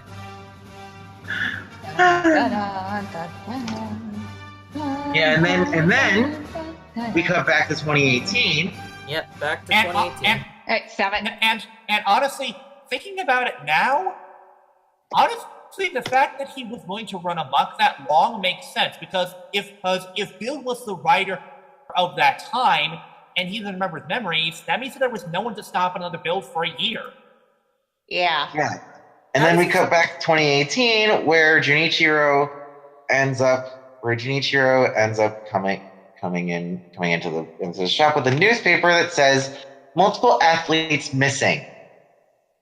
Yeah, this thing's been going on then. for a year. That is insane. Yeah. I question a few things like how in the hell he's still able to do this and why there's not any, police around or anything, but that's a minor. Yeah. Yeah. Anyways, so Sogo ends up heading out again when he ends up being attacked by another build. No. He runs into his karate friend from earlier who is attacked by another build. Right. Yeah. Yeah. And then he and Tsukuyomi end up trying to save him. Well, mainly Tsukuyomi. Mainly Tsukuyomi. She basically said for Gio to for Sogo to basically ditch the ride watch, if you wanted to ditch the ride watch earlier, why didn't you try getting away from him earlier? Yeah. And one more thing, never, ever say to someone that a certain object give you unbelievable power. You are just asking for them to use it. It's like handing someone a big red button and saying, don't press it. Yeah. Also, there's a simple explanation for that. So hang on, anyway, I'm preparing something. Oh But yeah, I know.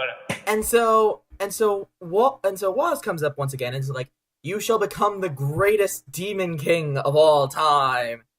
And it's like, first he and gives Sogo the Jiku driver on a pillow. hang on, that doesn't happen until after this part, but Right. In the meme.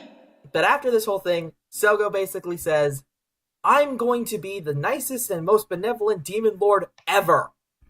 Excuse me for a second. Mr. Jameson, how do you feel about this whole thing?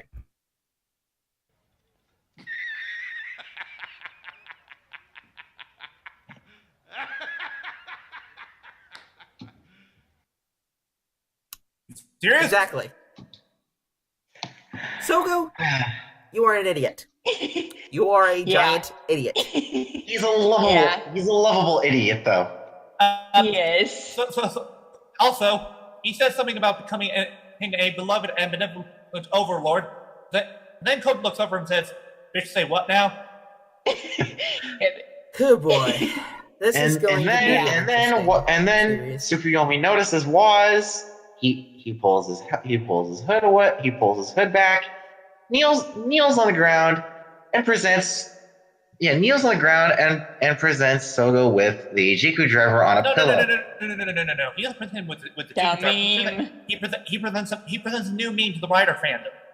Yes. For those who don't know, people have actually photoshopped the Jiku driver out of the pillow and photoshopped other scenes like the one whole very thing, famously. One very famously. Bono. Bono's Yeah, death. Bono with the signal axe. That's amazing. That's probably my favorite. Yeah. I love that so much. Yeah, I'm me gonna too. one point meme that. But Yeah, anyways, Please do. we finally And then my lord, my demon Wait, king. hold on. I got a perfect meme idea for this. When Ragtime presents a new gift to the RBT crew. Nice. Oh my god. Anyway, and then he says, "My demon king, accept this. You should know how to use it." And then the Red Watch becomes ladies and gentlemen, it's time. What time is it? Rider time. Kamen Rider. Oh. I was gonna make a Yu-Gi-Oh joke of a time to duel, but I decided not to. And ladies and gentlemen, we are introduced to Kamen Rider Zio. Rolex presents Kamen Rider Geo. But before that, we also have another meme with Gio's faceplate. Yeah, people have actually photoshopped the Rider katakana out of Geo. Actually, no, they didn't. Yeah. They didn't Photoshop it in. There's a moment where there's no katakana on Gio. Oh yeah, there's a moment where there's no katakana, and people have freeze framed that and photoshopped other things onto it. Most particularly, one of my friends, Dragoon, has found the one that has found a version of that meme that says the words "fuck." Yeah, and then yeah. So and then we have our first battle against I gotta admit, the against choreography for this is really good. Yeah. And honestly, so is that at camera angles. and it makes sense that Sogo doesn't fight well because, as you can tell, he's a pacifist. He doesn't want to fight. Yeah. So it makes sense he doesn't have much combat experience. And of course, because another build is a basketball player, his main attack is Flaming basketballs. Flaming basketballs. Yep. My god. come on and slam, and welcome to the jam. Oh god, it really is Quad great City jam. DJs featuring Shuta Suayoshi and Issa. Really? Oh my god. Anyways, God. luckily, Zio's able to fight back using his Jikan grade. Well, Jikan Gire, but whatever. I don't care. Nerd. No. And the way that it appears is that the Jiku driver actually makes the katakana for Ken, which means sword in Japanese. And then it just appears out of nowhere, as rider weapons tend to do. And Yeah. then after inserting his ride watch, we get the Giri slash. Which literally means slash. Wow. You guys are gonna sue somebody. Yeah, at least it's better than sure shooting, because I believe that means shooting. Mm-hmm. Wait, And then- which rider was it that had a giddy giddy chambara? Silver. Laser. Silver, to be fair, it's better than bang bang shooting. Fair enough. God, that name. Hey, don't you dare just Taiga. To be fair, Taiga deserves a lot of it, because Team Taiga sucks. Mm-hmm. Anyway, Gates. After. Oh no. Yep, defeats another build. Gates appears on screen, and we get his first henshin. Kamen Rider Gates. Okay, that's enough, Flutter. Also, Ryuki called. Also, I can hear Ryuki furiously calling his lawyer. Zola's, thankfully though, Zola's Right on time. Yeah. Flutter. Yeah, Zola's going to get a lot of calls. Yeah, because we got Ryuki, we've got freaking Kamen Rider Laser. Yeah. But Deno's already calling regarding the ripoff of his time gimmick, even though I think it's implemented better here. But here's the thing, Silver. The comparison with Ryuki, it's not that far off with the pose that Gaze makes, because the pose he makes. It's still Gates. Flutter, Right, you are being a grammar Nazi. Stop. Nerd. Anyway, Seriously, you've been like this entire Sorry. episode. Stop. Sorry. If we want to pronounce it a certain way, we will pronounce it a certain way. Also, Red. Well, you were like that with Cross. Haircut back. Okay, Yeah, fair enough. Yeah, is Gates Knight's long lost son? No. What you don't know is no.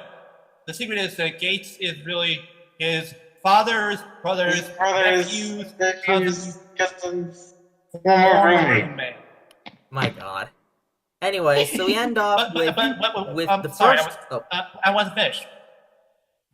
What I was trying to say before is that Gates' his transformation pose is identical to the pose that Ryuki makes when he's about to do his finisher when he summons Drag Redder.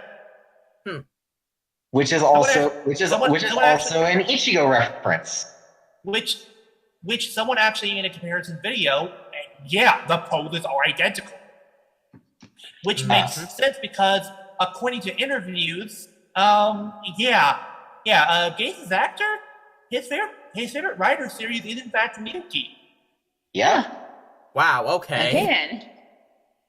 And then right after his first henshin, we get our introduction. Time. Flutter. Go Suto. Flutter, we do not need to have this every single time. Yeah. And plus, your singing is kind of bad. Just saying. Hey, his singing is not bad. I don't think it's bad, at least. Yeah, but Silver, here's the video that compares it on Twitter, and I'll watch it later. Right. Sorry. And then something you bring up, but to round out the episode, we get our look at the Gates attacks Geo with the. Can I speak? Silver, sorry. So we get our introduction to the first Rider armor, which is Ghost. So we're not getting a Ghost tribute episode, I guess? I don't know. Isn't it really a bad thing that we might not? Is it really? Fair enough. Would have been cool to see another Rider form for Ghost, but c'est la vie. Yeah. C'est la vie. Sailor V. No, c'est la vie. As a Sailor Moon fan, I appreciate that reference. Anyway, yeah, and then he attacks Geo with the Ore? Musashi. It was Musashi, Ore, Musashi, Edison, Newton, and Newton. Edison and Newton Damashi, which the wiki also points out he's actually attacking Geo with Takeru's soul. What? Yep. Oh. What? So in other words, he's throwing a rider at another rider. Yep. Wow, big move. Hey, it's Takeru. He deserves it. Oh my god. Guys. What? They're pulling a fucking Deadpool 2 here. What? Oh Wait, what? What do you mean? One of the notes says his on Gates' wiki page says his time traveling and goal to kill a younger version of a supposed threat from the future makes him similar to the character Cable from the movie Deadpool 2. Oh my god. Oh my god.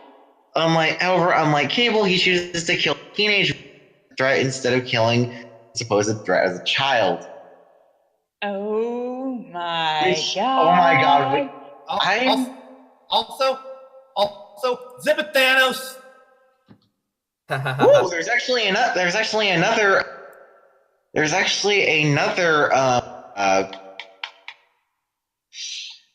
mythology gag with Gates. What is it? Well, first, however, according to Woz, well, this is his etymology. Gates is a German word which means stinginess or miserliness. However, according to Woz, Gates actually means king in their series as a counterpart to Geo. It is a pun on the English word Gates, since in Japanese and ancient Egyptian culture, the Emperor of Japan, Mikado, and Pharaoh both having gate etymologies. A gate connects God and human, or a gate connects humanity and future. So would you say he's a dying gate? Oh god. The reason why Toei's using gates instead of gate is because of Toei's staff. Is because of Toei's staff's superstition. This is explained in the first episode of the supplementary plan, Mystery of Naming. Okay, but anyways, Butter, come on, let's wrap this up. So yeah, Okay. Overall, not a bad first episode. I'll admit, it feels rushed in certain areas, and I will agree with Mildred on one thing. Two big issues with it is that I agree with him that the whole thing with Oma Gio, it should have been dream sequence. Yeah, instead of in medias res, because that is not how you. But most importantly, Although to be fair, okay. Sogo wants to be king, but to borrow a quote from Cell, okay, but why though? Actually, why hang on. do you want to be king? Let me get this. Also, for those of you who haven't seen DVD Bridge episode 60 part 2, go watch it. It's fucking awesome. It kicks ass. Okay, but why though? There we go. Thank you. Yeah. You're welcome. Yeah, I don't disagree. But other than that, this was not a bad first out. Yeah, and I'm pretty sure we'll learn more about it. Oh Lord, yes. But was it the worst thing ever? Oh God, no. I honestly think this was probably way better than Ghost, because Ghost, that felt rushed from the very fucking start. I think that it was definitely it was definitely better handled than we thought it would be. And Agreed. And to be honest, that it doesn't feel that bad. And you know what? I am excited to see the rest of the series. It's gotten me hooked for this series. Yeah. Real quick, we need to call out certain people who are already dismissing the show after episode 1. Guys, come on, give it a fair chance. Who did that? At least a few people who are already dismissing in Geo after episode 1 due to how badly Do we know any of these people? Not that I know of, but apparently it's been quite a lot of people on Twitter. But honestly, guys, come on. It's only the first episode. Give it a chance. Yeah, come on, guys. I agree with one of Shade's rules. Give it 10 episodes. If it still doesn't engage you, stop watching.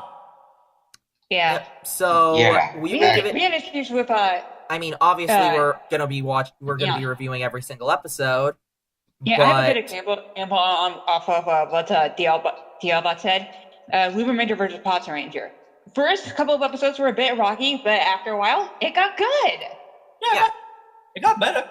Yeah, and just like we will reserve our judgments for whether or not Zio is good or not come episode 10. Once episode 10 comes around, we will decide if it is good or not. We will still. So what you're saying? So in the words of Kronos, it will be Shipan no Tokiga.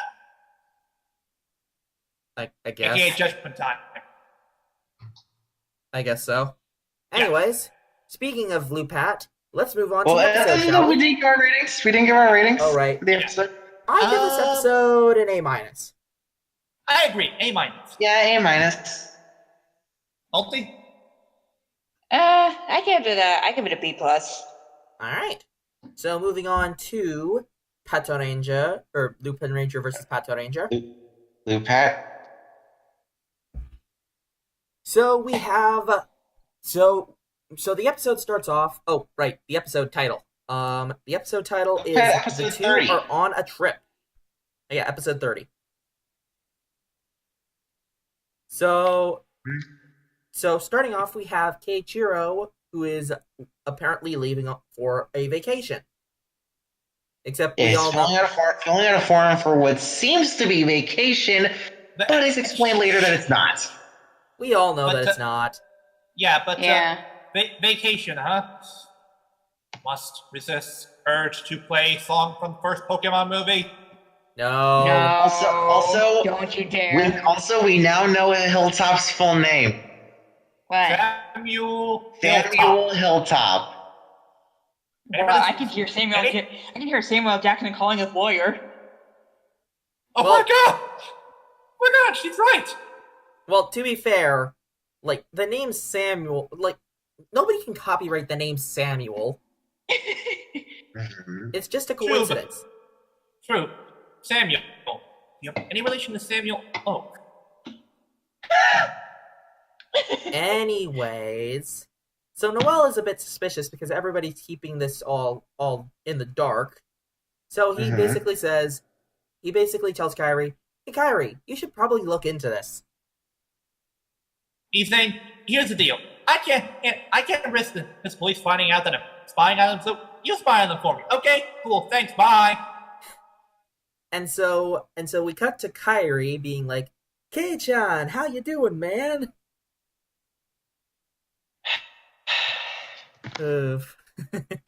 Oh boy. Which, I'm gonna say this right now. Thank God there was no hot spring scene. Thank God. Yeah, thank God. Q Ranger, it worked because it was the girls, but no, not here. Anyways, We already have people shipping K-Chan and Kairi.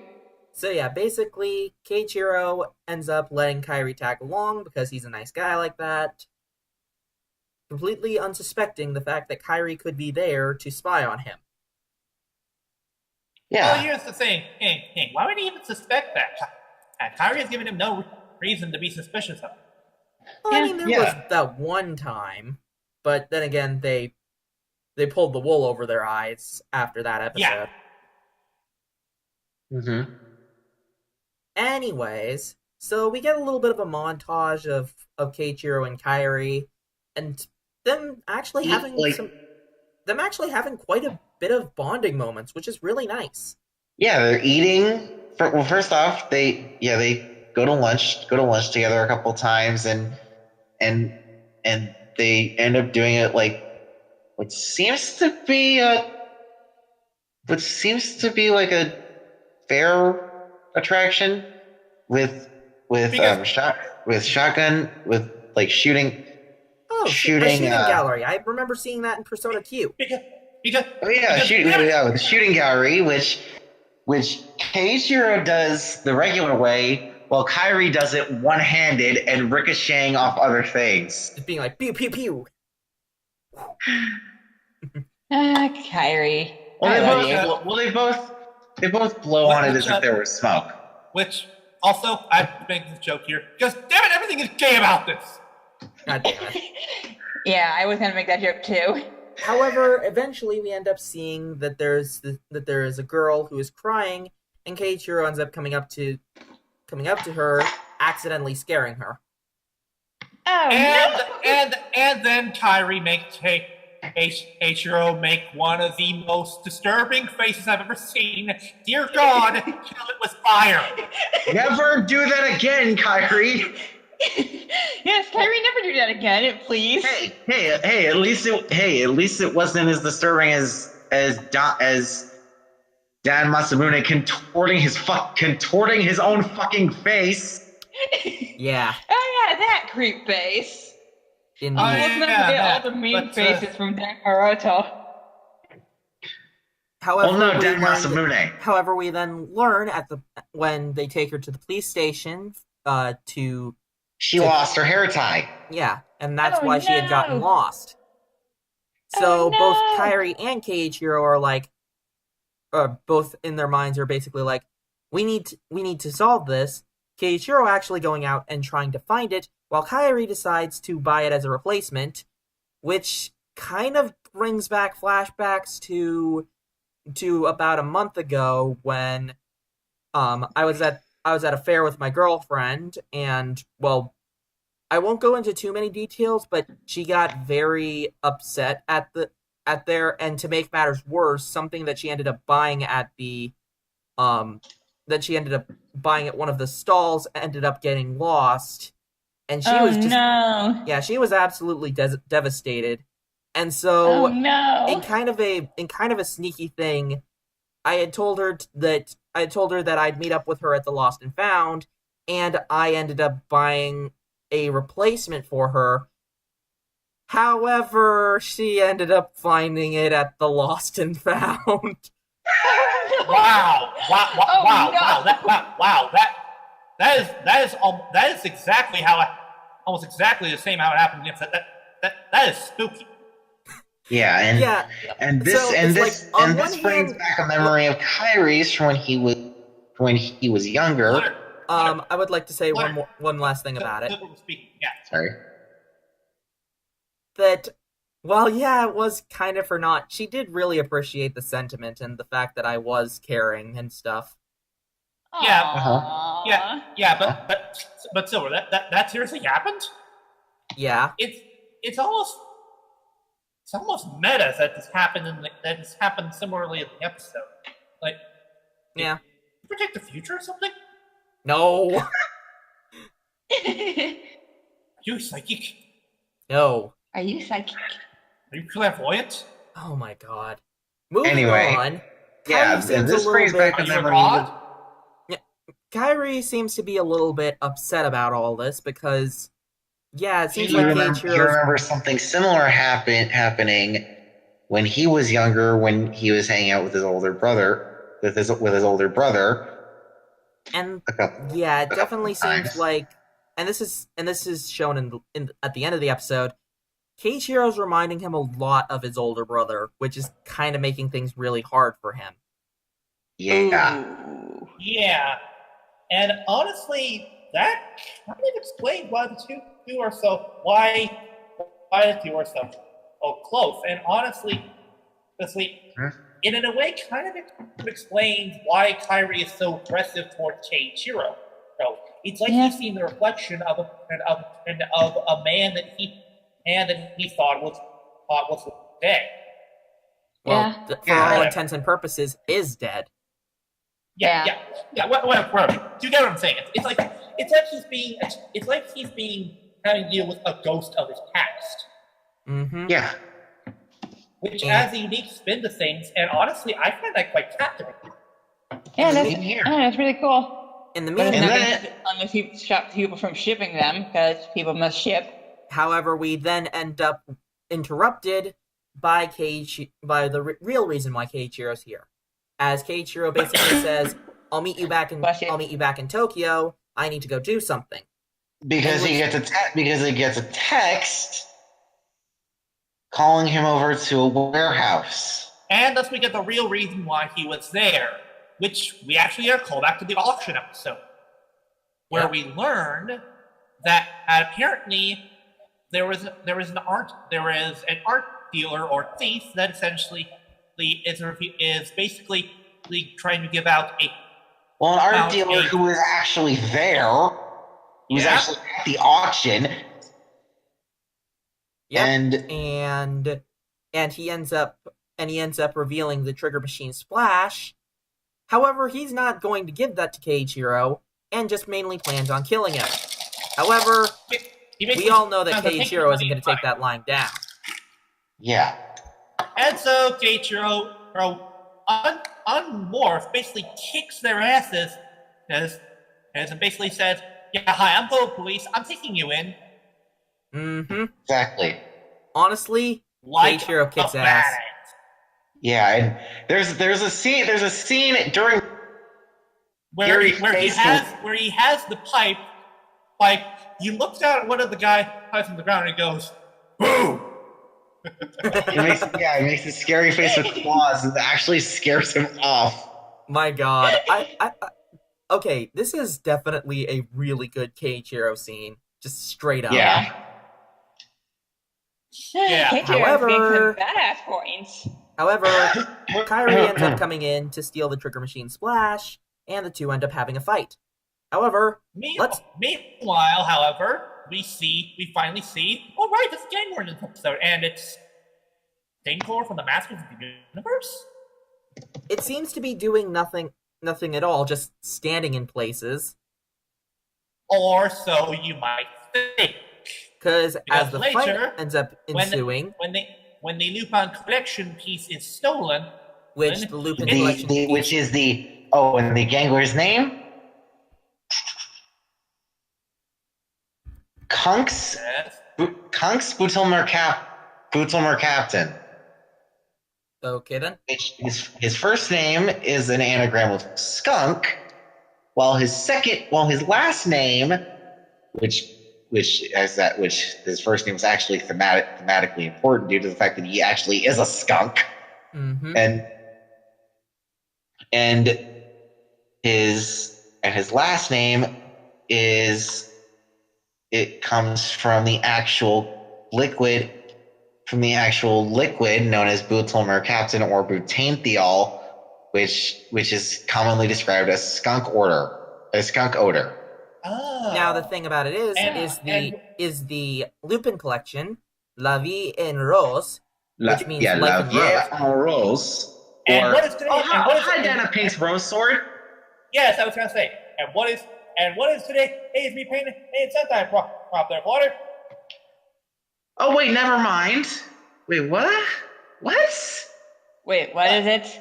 What is it? He's apparently hit. Okay, this is weird. That's not red.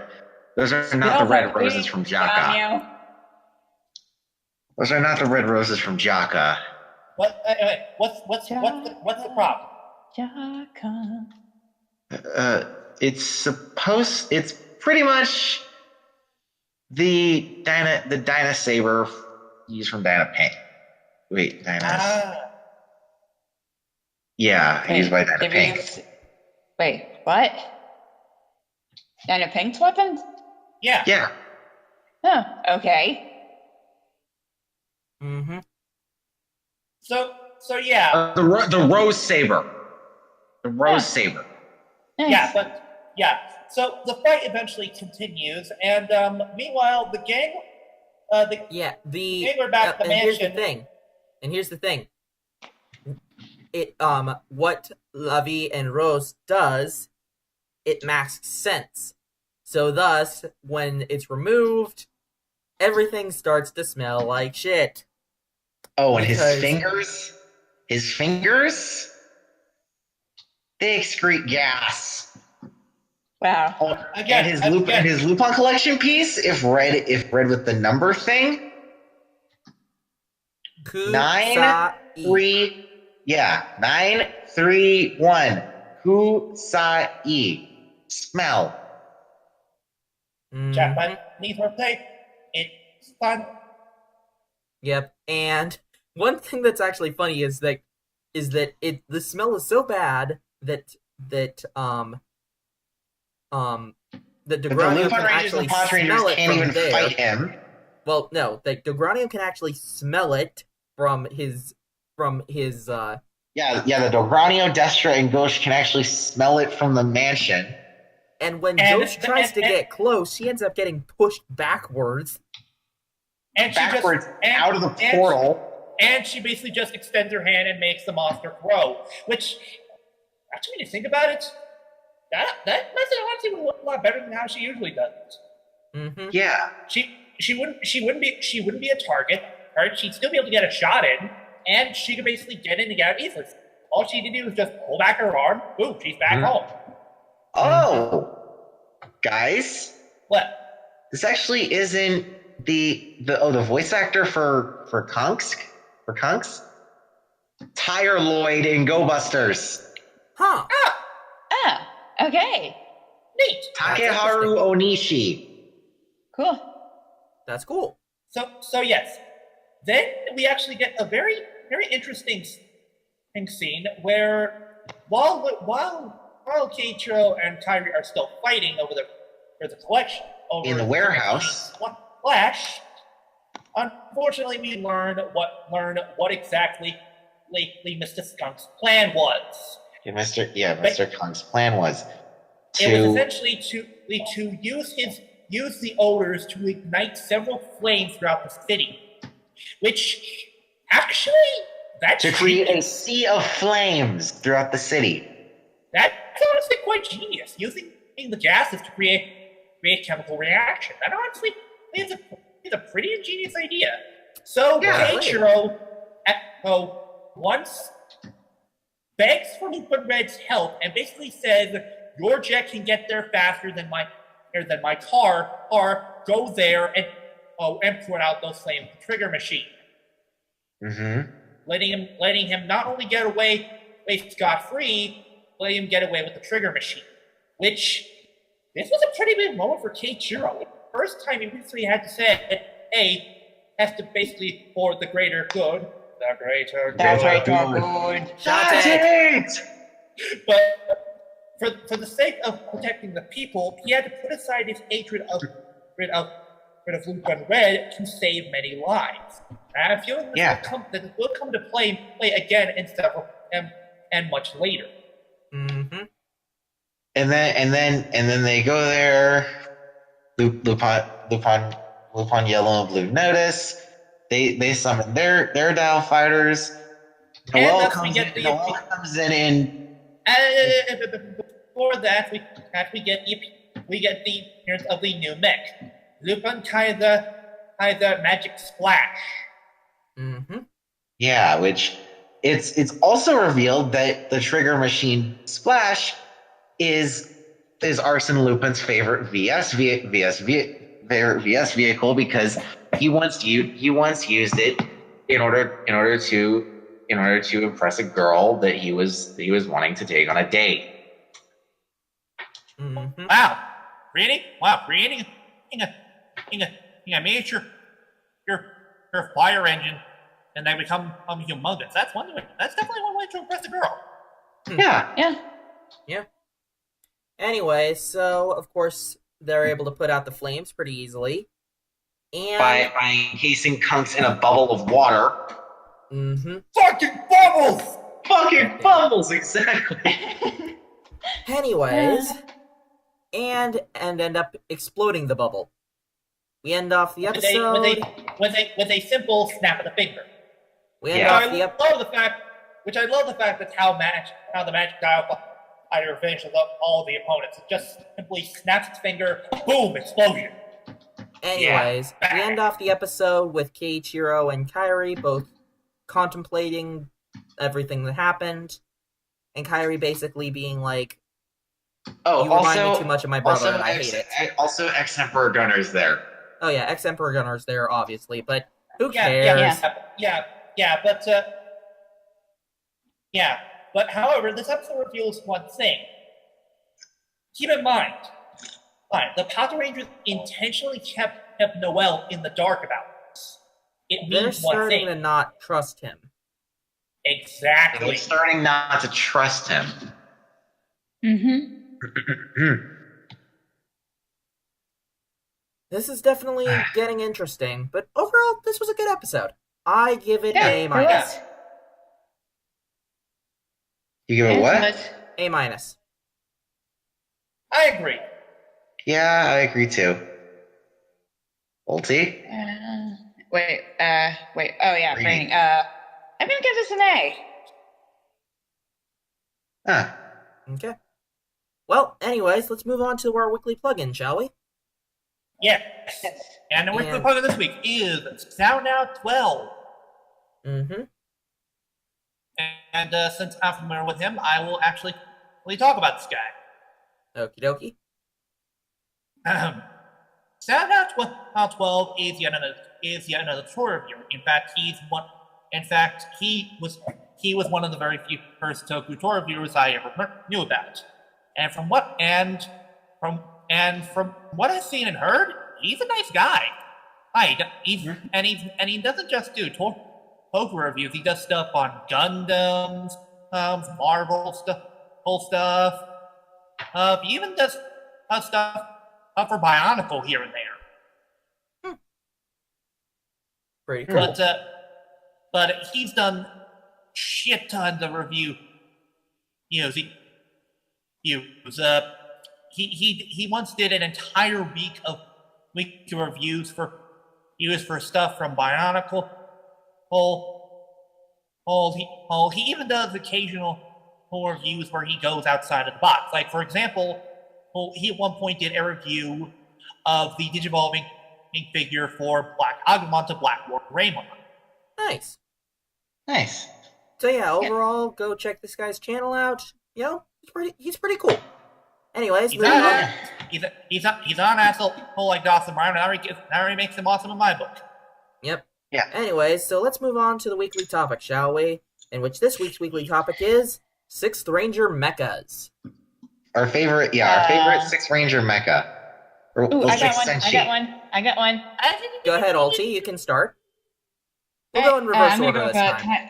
I'm gonna go with Time Fire's mech. Oh yes, Damn it, that was one of mine. T-Rex Mine Robo, too. which is actually put in the for the slide for this. Unfortunately, I could only fit in 4 of them, so I decided to And choose again? Bike Robo, Dragon Kaiser. B-Rex. Yes, because he's a motherfucking T-Rex. Also, his counterpart is the Wait, Quantum Ranger, bitches. don't you mean he's a mother effing V-Rex? That's He's what a I mother said. effing No, wait, even better. He's a motherfucking Q-Rex. Yeah, he's a motherfucking Q-Rex. And let's not forget his Time Fire's counterpart, the Quantum Ranger, bitches. Yeah, his Q-Rex could eat Tommy's Dragon Zord for lunch. Mm-hmm. Yeah. Yep. I love that line. It's such a good line. And before any of you say, hey, well, it's bullshit, he can't do that. You prove he can't? Can you? Yeah, do you have proof? Yeah.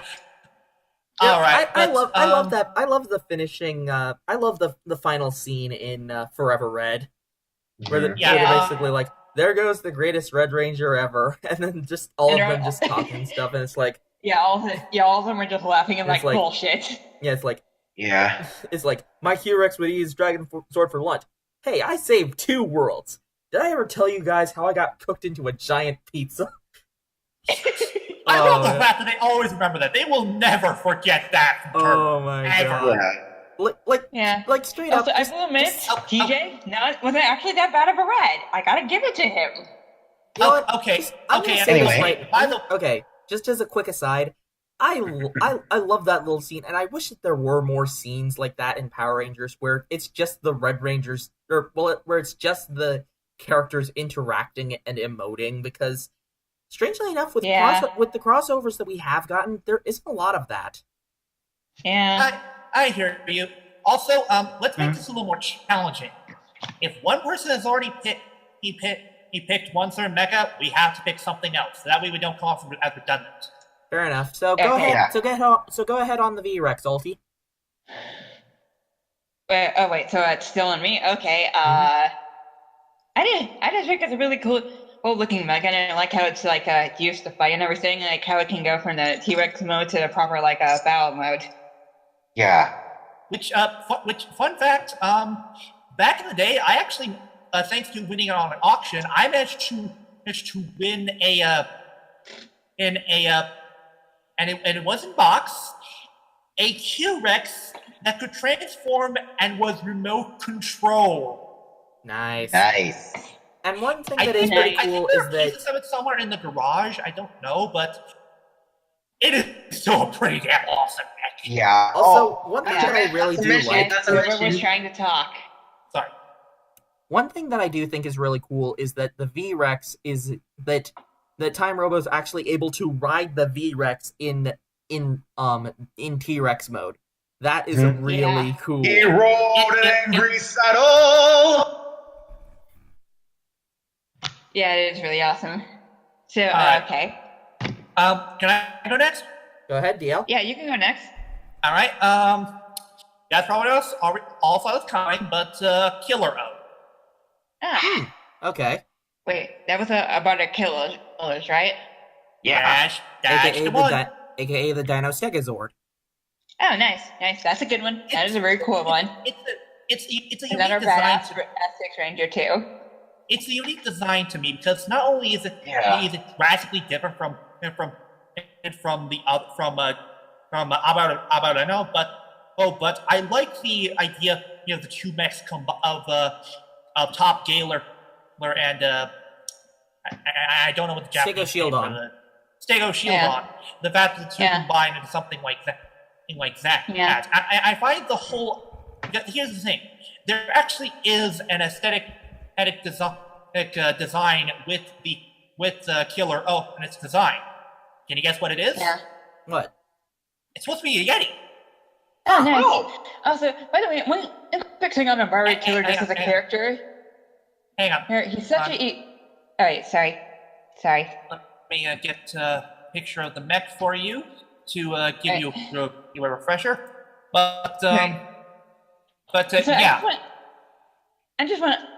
Sorry, I didn't mean to interrupt. I just want to say something on Amari Killer, so real quick. Actually, wait, no, it's not Stego Shieldon. It's Stego Slide On. My bad. Slide on. But yeah, look at the design of that thing. It's supposed to be a Yeti. Oh, nice. Yeah. Oh yeah. Nice. Wait, can I say one quick thing on Amari Killer as a character? Sure. He was so awesome and a lovable douchebag, and can give you a moment of redemption only to kill him off. But I love the fact that the design aesthetic of it not just for that, because it has so many different kind of attacks. It can fire her two eye beams that can cut things in half. It can basically lead to a tail attack that can shake the ground. It can fire its staff weapon as a deadly stinger of death. And the fact, it's really rare that we find a mecha that has so many different kind of finishing attacks on its own. Usually it needs other mecha to do that. Think about it. And I did at one point own the American counterpart of this, but I sadly don't anymore. I lost most of the pieces, but I hope to one day re-own this because this is honestly a really damn cool design for a mecha. Yeah. Good. And the best part is a Top Gale. It becomes a badass wing pack when it's attached to Abarano. Nice. Huh.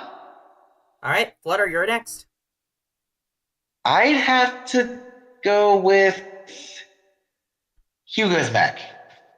Oh, nice. Oh, Who's next? Nice. Who's next? Hugo from Ginga Man. Okay. Black. Wait, does that count? I'd say it does. Yeah, I say Alright. counts. All right, then I guess that we can also put what's the guy's name from Car Ranger? Taurus. What's the Blue Centurion's counterpart named again? Signalman. Signalman. So Signalman. so can we put Signalman's mech also on the list that we can use? If you want to, sure. Okay. Yeah, I just think that it would be fitting. But yeah. Oh god, this means that we also have to include Samurai Man. Oh, God. No, because he didn't have a mech. No. He was the mech. No. I think you mean Shuriken. Oh. I think I know who. I think I might know who you're talking about, Silver, but From it's not Toku Samurai. Ranger. Oh, yeah, Ninja Mod. Yeah, his his giant form, Samurai Man. Oh yeah. Yeah. Right. I forgot about that. Yeah. Right. Yeah. Go Taurus. Okay. First off, it's actually a bull, so it fits a Well, that's it bull. fits it fit What a load of bull. it fits thematically and aesthetically. He can actually infuse his power into Bull Knight and turn enlarging him into Heavy Knight. AKA is red armored form, and And there's also the fact that this mech has not one but two different kind of weapons. It has a double. It has a full sword. Well, it has the dual spears that it has, but most importantly, it's got a badass halberd. Oh Very yeah, well the twin bowl sword and the night axe. Yes. All right. Yeah, when it's Boltorus, yeah. I will admit, it's definitely really cool. Now then, my turn. Go ahead. Yes. Now, you guys might have seen this coming. You might not have. But my pick is Dekabike Robo. I had a feeling. I love the design so much. It's a really cool motorcycle design, and then when it transforms into its robot mode with the visor and everything, it's just so cool. I love it. Yeah. It's also badass in the fact that it has blades under its arms. Oh yes, the arm blades are really good. Yeah. I remember owning that toy and having a hell of a lot of fun. Oh, with it, I love especially playing for with the the fact that I Dekabike did Robo. own the, especially for the fact that I owned the SPD Megazord, so I would actually have it riding the bike. Oh, me too. I love that. Nice. I love that fact that Goranger Robo can ride Dekabike Robo, and that's actually how they combine into Super Goranger Robo. It's just a really cool design. It's just really solid and really fun, and I really, really love it. Anyways, It is a good mech. I think that we have enough time to do one more round, so let's go in the reverse of the reverse order. So I will go next, and I will save one more if it doesn't get picked. Wait, so, did you just activate reverse of reverse? God yes, damn it! I did. God damn it. So let's see, who do I want to go with next? You know what? I think I know which one I want to go with next. I am gonna go with, if I can just find the name for it really quick. Let me see. And you guys might be surprised that I'm not actually talking about Go Busters, for as good as Buster Hercules is. Buster's really good.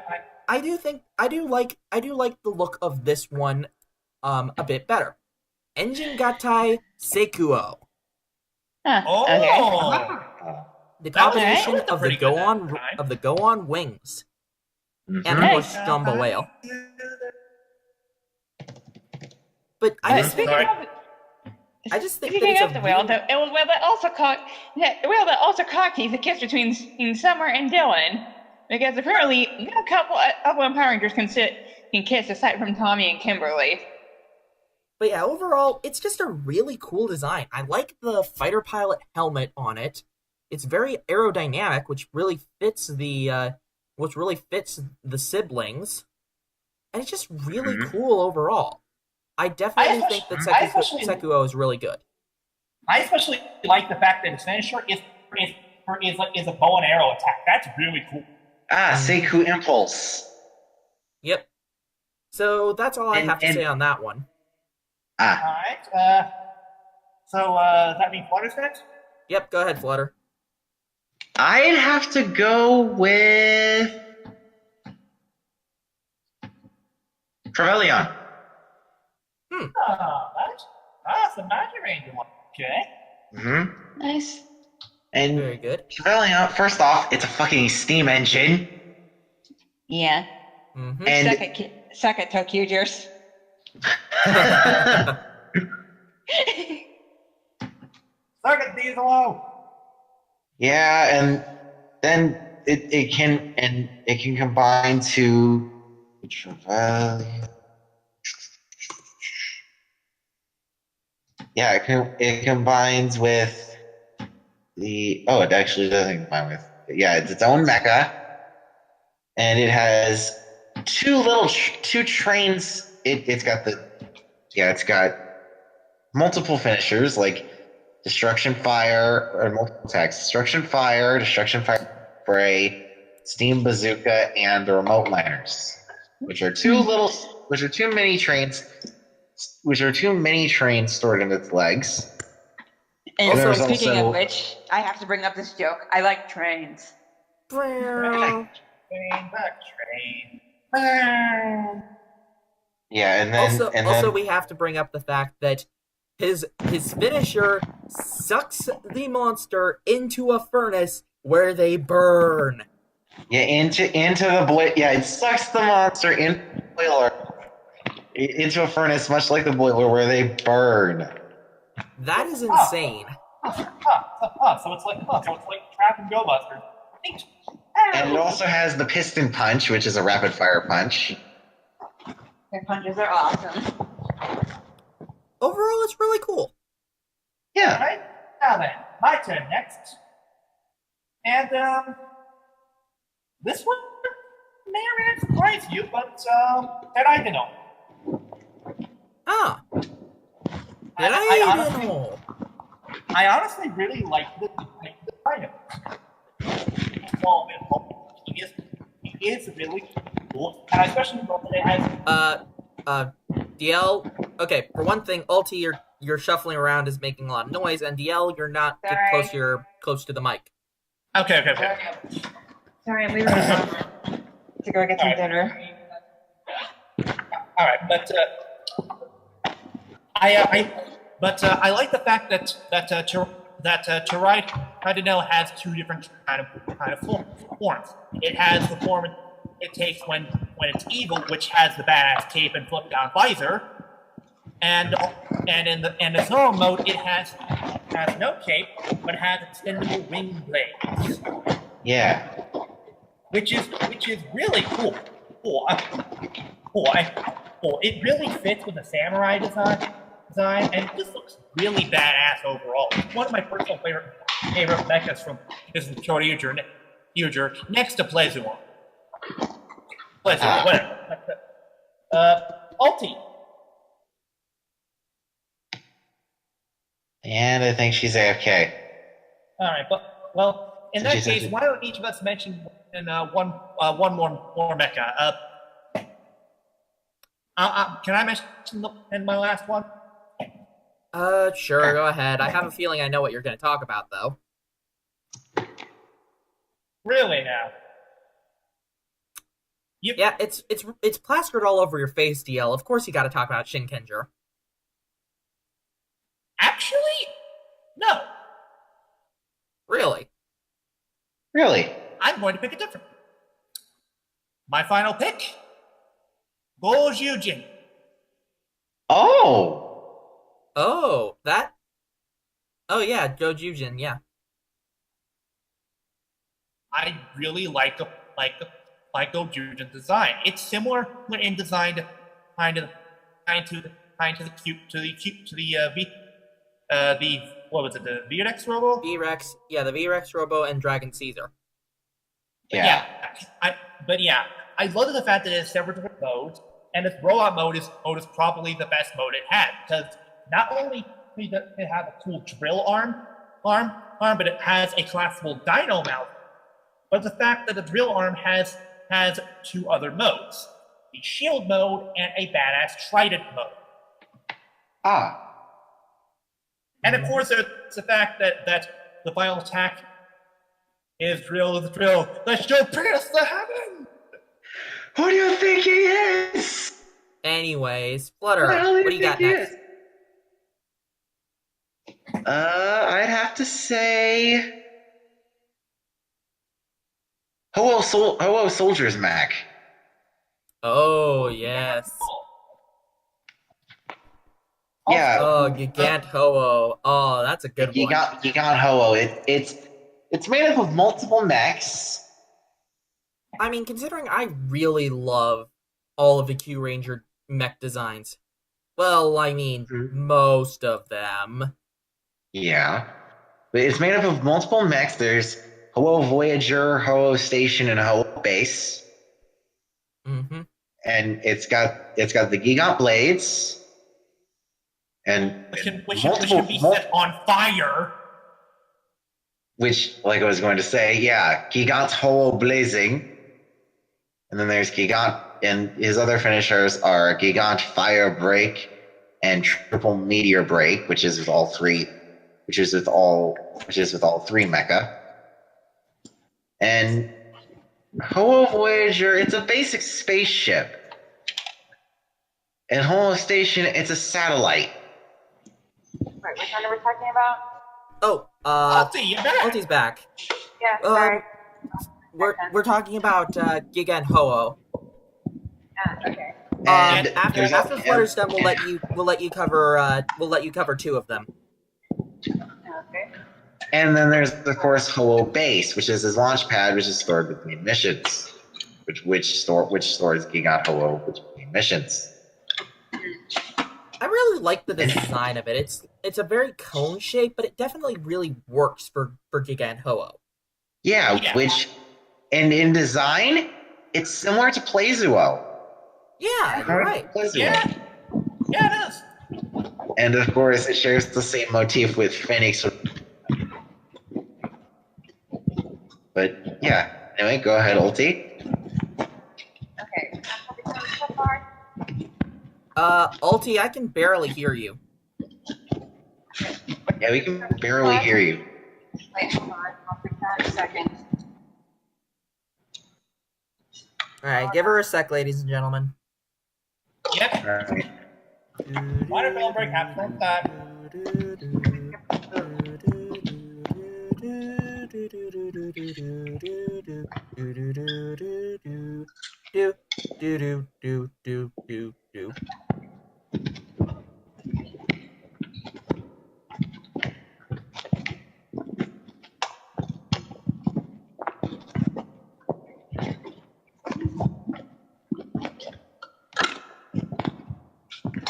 Ulti, are you ready yet?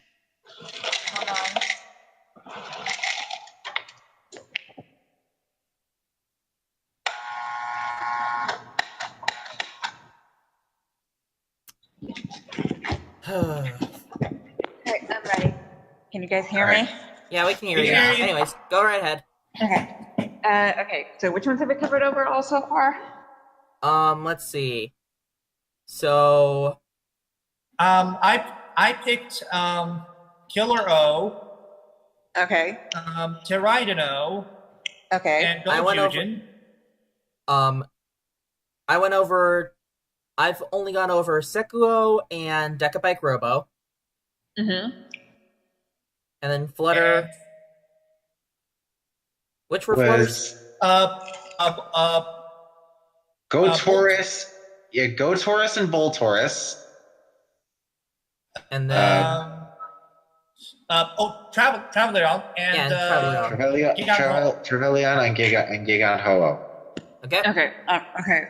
So you, Okay. For so my you can second pick one, two. I'm gonna go with For my second one, I'm gonna go with old classic, Dragon Caesar. Oh, Ah! DLBot, Black Hole. Yeah. What the? No Anyway. JoJo references. Yeah. I may have eased up on the show, but I draw the line there. Anyway, continue. Yeah. So yeah, Dragon Caesar. It's a cool freaking dragon. What can I say? It's a dragon story. Besides, based off of fucking Mechagodzilla. Yep. Yeah. If nobody was if nobody was gonna say Dragon Caesar, I was going to talk about him for my third. But yeah. And your second? And that was my second, because the first one I said Oh, was then your Time Flyers third? Mac. Okay, my third.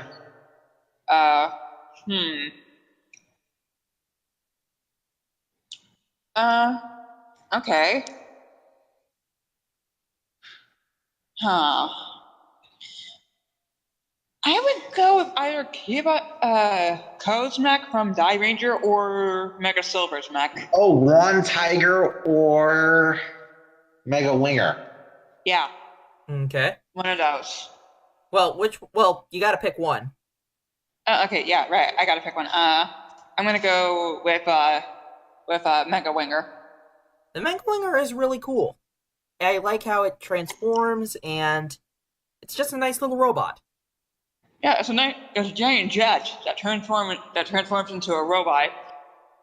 Yeah. Mm-hmm. Also, I can help. Also, Should probably bring DL back. Have you yeah, learned your also- lesson, DL? Yes. Also, a jet that transforms into a robot. I can hear Starscream calling his lawyer. What mech are we covering right now? Mega Winger. Mega Winger. I can hear Ooh. Starscream calling us warrior. And her second mech was Dragon Caesar. The Mega Winger, which is very special for the fact that it's one of the very few Sentai mecha to retain its Japanese name. Yep. Yeah. Yeah. Well, I mean, same with the Mega Voyager. I said one of the very with the few. Mega Voyager and the individual mechs from in space. Yep. Yeah.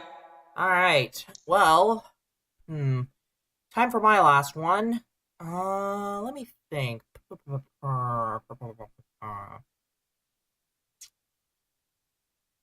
know what, I gotta go with Bokenger's one because, I mean, for one thing, Bokenger has one of my favorite mech designs. I love all of them, and it's really good. And the worst Power Rangers counterparts. Well, but we're not talking about that. But I love how Siren Builder looks. Siren Builder it looks really clean. It looks really crisp. And it's nice and simple. Just 2 arms and the base body. Yep. And it just really just works. It's a very simplistic design, and it really, it kind of just pays homage to a lot of the old style mechs. You don't need anything flashy or anything. It just Yeah. Yep. It's made of 3 mechs: Go Fire, Go 3, and has 4 other additional formations. Go Fire, Go Aider, and Go Police. And it's got 4 other additional formations: Drill and Shovel, Drill and Mixer, Dozer and Marine, and Crane. Yes, we know. Bokenger did it first.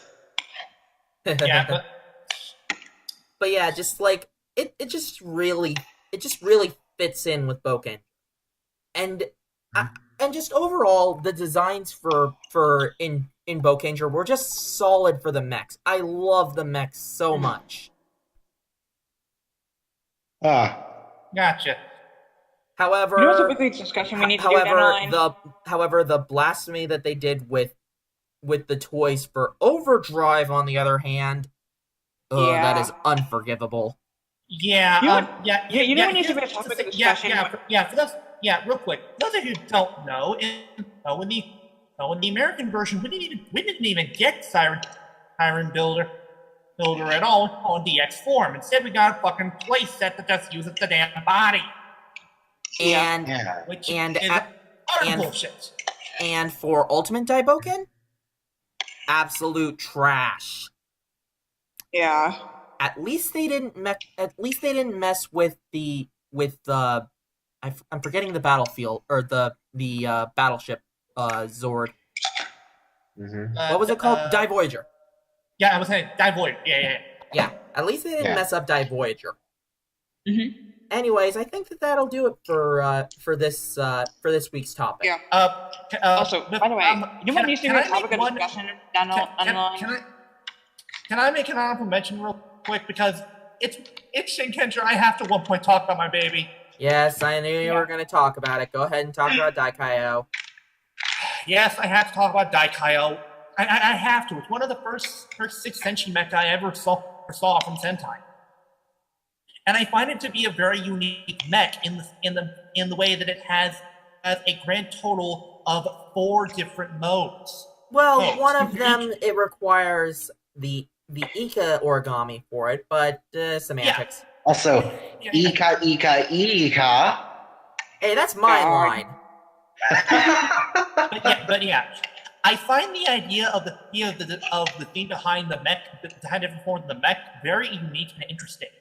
The fact that Daiko Higashi, aka East, Daikaio Nishi, West, Daikaio Minami, South, and Daikaio Kita, North. I find the idea of using different kind of cardinal directions on a compass to be rather interesting idea for different forms for a mecha.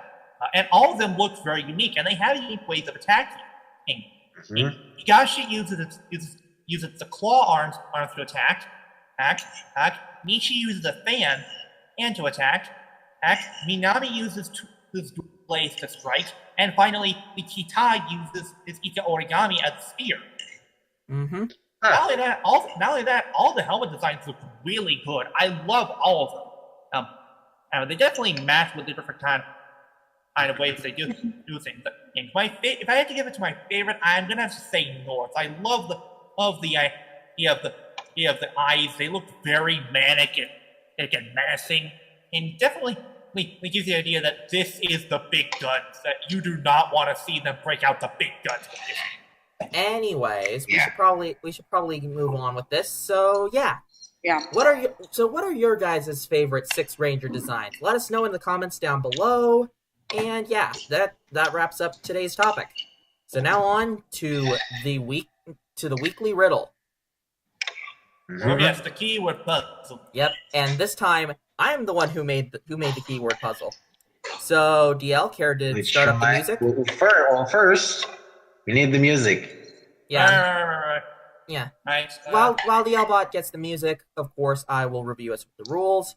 3 guesses per week, and that includes each of us podcasters. Use the honor rule and try not to use the wikis to look it up. All real guesses must be turned in by the following Saturday. Now, I should make one thing. People keep doing one guess and then expect us to say whether it's right or wrong. Just send in all 3 of your guesses at the same time, because we don't exactly have time to answer you if they're right or wrong. Yeah. Yeah, but anyway, here we go. All right. Starting up the keyword puzzle. The first keyword. Hensei, 始めなか。1つ目のキーワード。Moon, 2つのキーワード。 blue, 最後のキーワード。 shapeshift. So yep. So the keywords are moon, blue, and shapeshifter. No.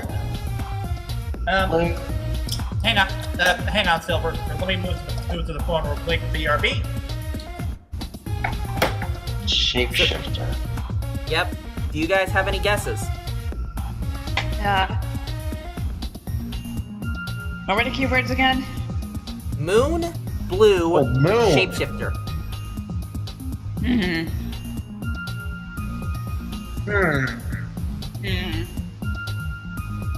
Garu? Wait, who? Garu? Nope. Right, so it was moon, blue, and shapeshifter. Mm-hmm. Shider? Nope. Okay.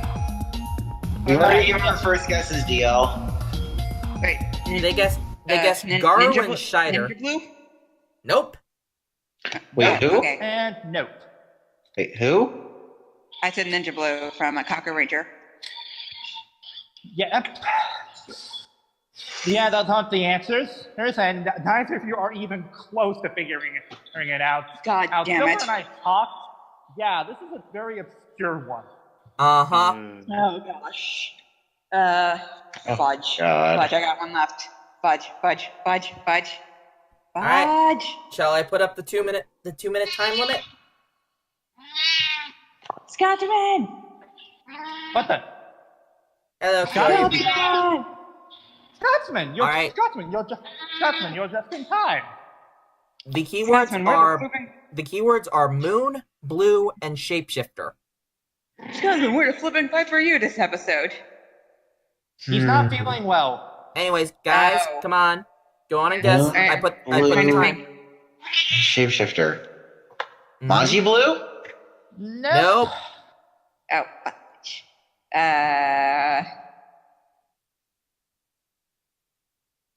There's one answer that I'm surprised none of you are guessing at all. Given the Don't keywords. give him the hint, DL. Don't give him the hint. Oh no! I'm not giving them a hint. I'm throwing them a red herring. Yeah, there's one I'm surprised that you guys haven't guessed either. Fuck. I haven't been keeping up with Toku in a while, and to be perfectly honest. Ultraman Hikari? Nope. Crap. I believe that's 2 for Flutter. No, that's all 3. Okay. Sorry, Flutter. Alright. You just lost the Okay, game. I got 1 guess left. Yep. And I'm gonna use it right now. What is your final guess?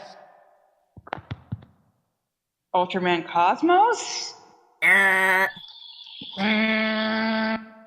damn do you it. have any guess? Yeah. So are you?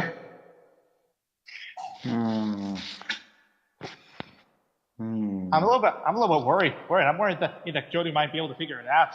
Oh boy. Because Jody does specialize in obscure toku.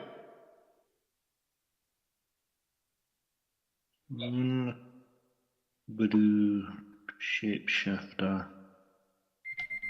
Oh, time's up. Ah, damn it. Moon I'll let Kyoryu have 1 guess. shapeshifter. I can smell the smoke coming from his head. Yeah, I can smell it all the way over here. Oh yeah, you smell that too, huh? Mhm.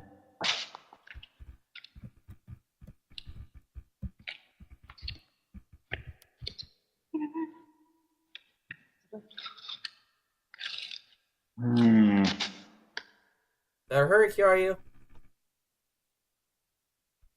Hayaku.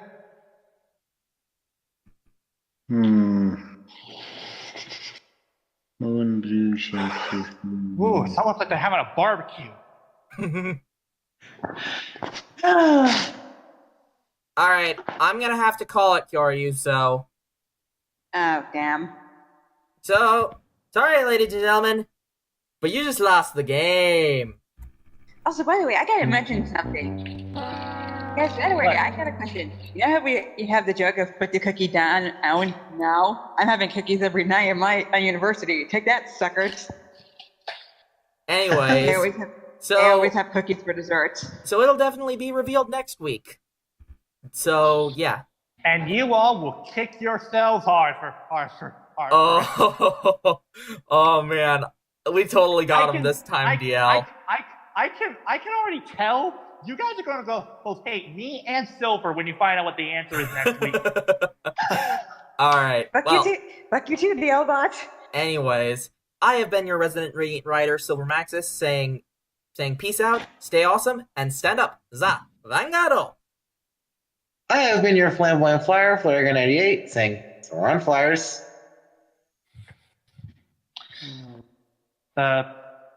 Jody. It's fine, he hasn't been here for the episode. Go ahead, DL. Alright. Ulti's actually next. No, Isn't she? it's Ghost DL and then Ulti. Oh, okay. Yeah. Anyway, I have been your robot the L-14. Many of them just passing by Toku fan. Remember that? Please don't forget to praise our meme, Lord God and Kuroto. Oh god damn it, this thing went off early. And of course, wait for it. God damn it, stupid sensitive lever. Ciao! And of course, I didn't you do mine. Well, No, that's what he normally does. yeah. Oh. Yellbot, seriously, Okay. we need to stop having to wait for you to do the evil driver. Yeah. So either get a sound effect or stop doing it. That was only once. Once I'm better at usually timing it. And I'm Alright. usually better at doing it while I'm talking. Anyways, Ulti, your turn. Okay, so I'm really not good at this. So all I'm gonna say is stay awesome, watch some good toku, and Well, aren't you gonna be like, Yeah. I've been the Savage Meme Queen, Ultimate Nerd Girl, and then say your part? okay.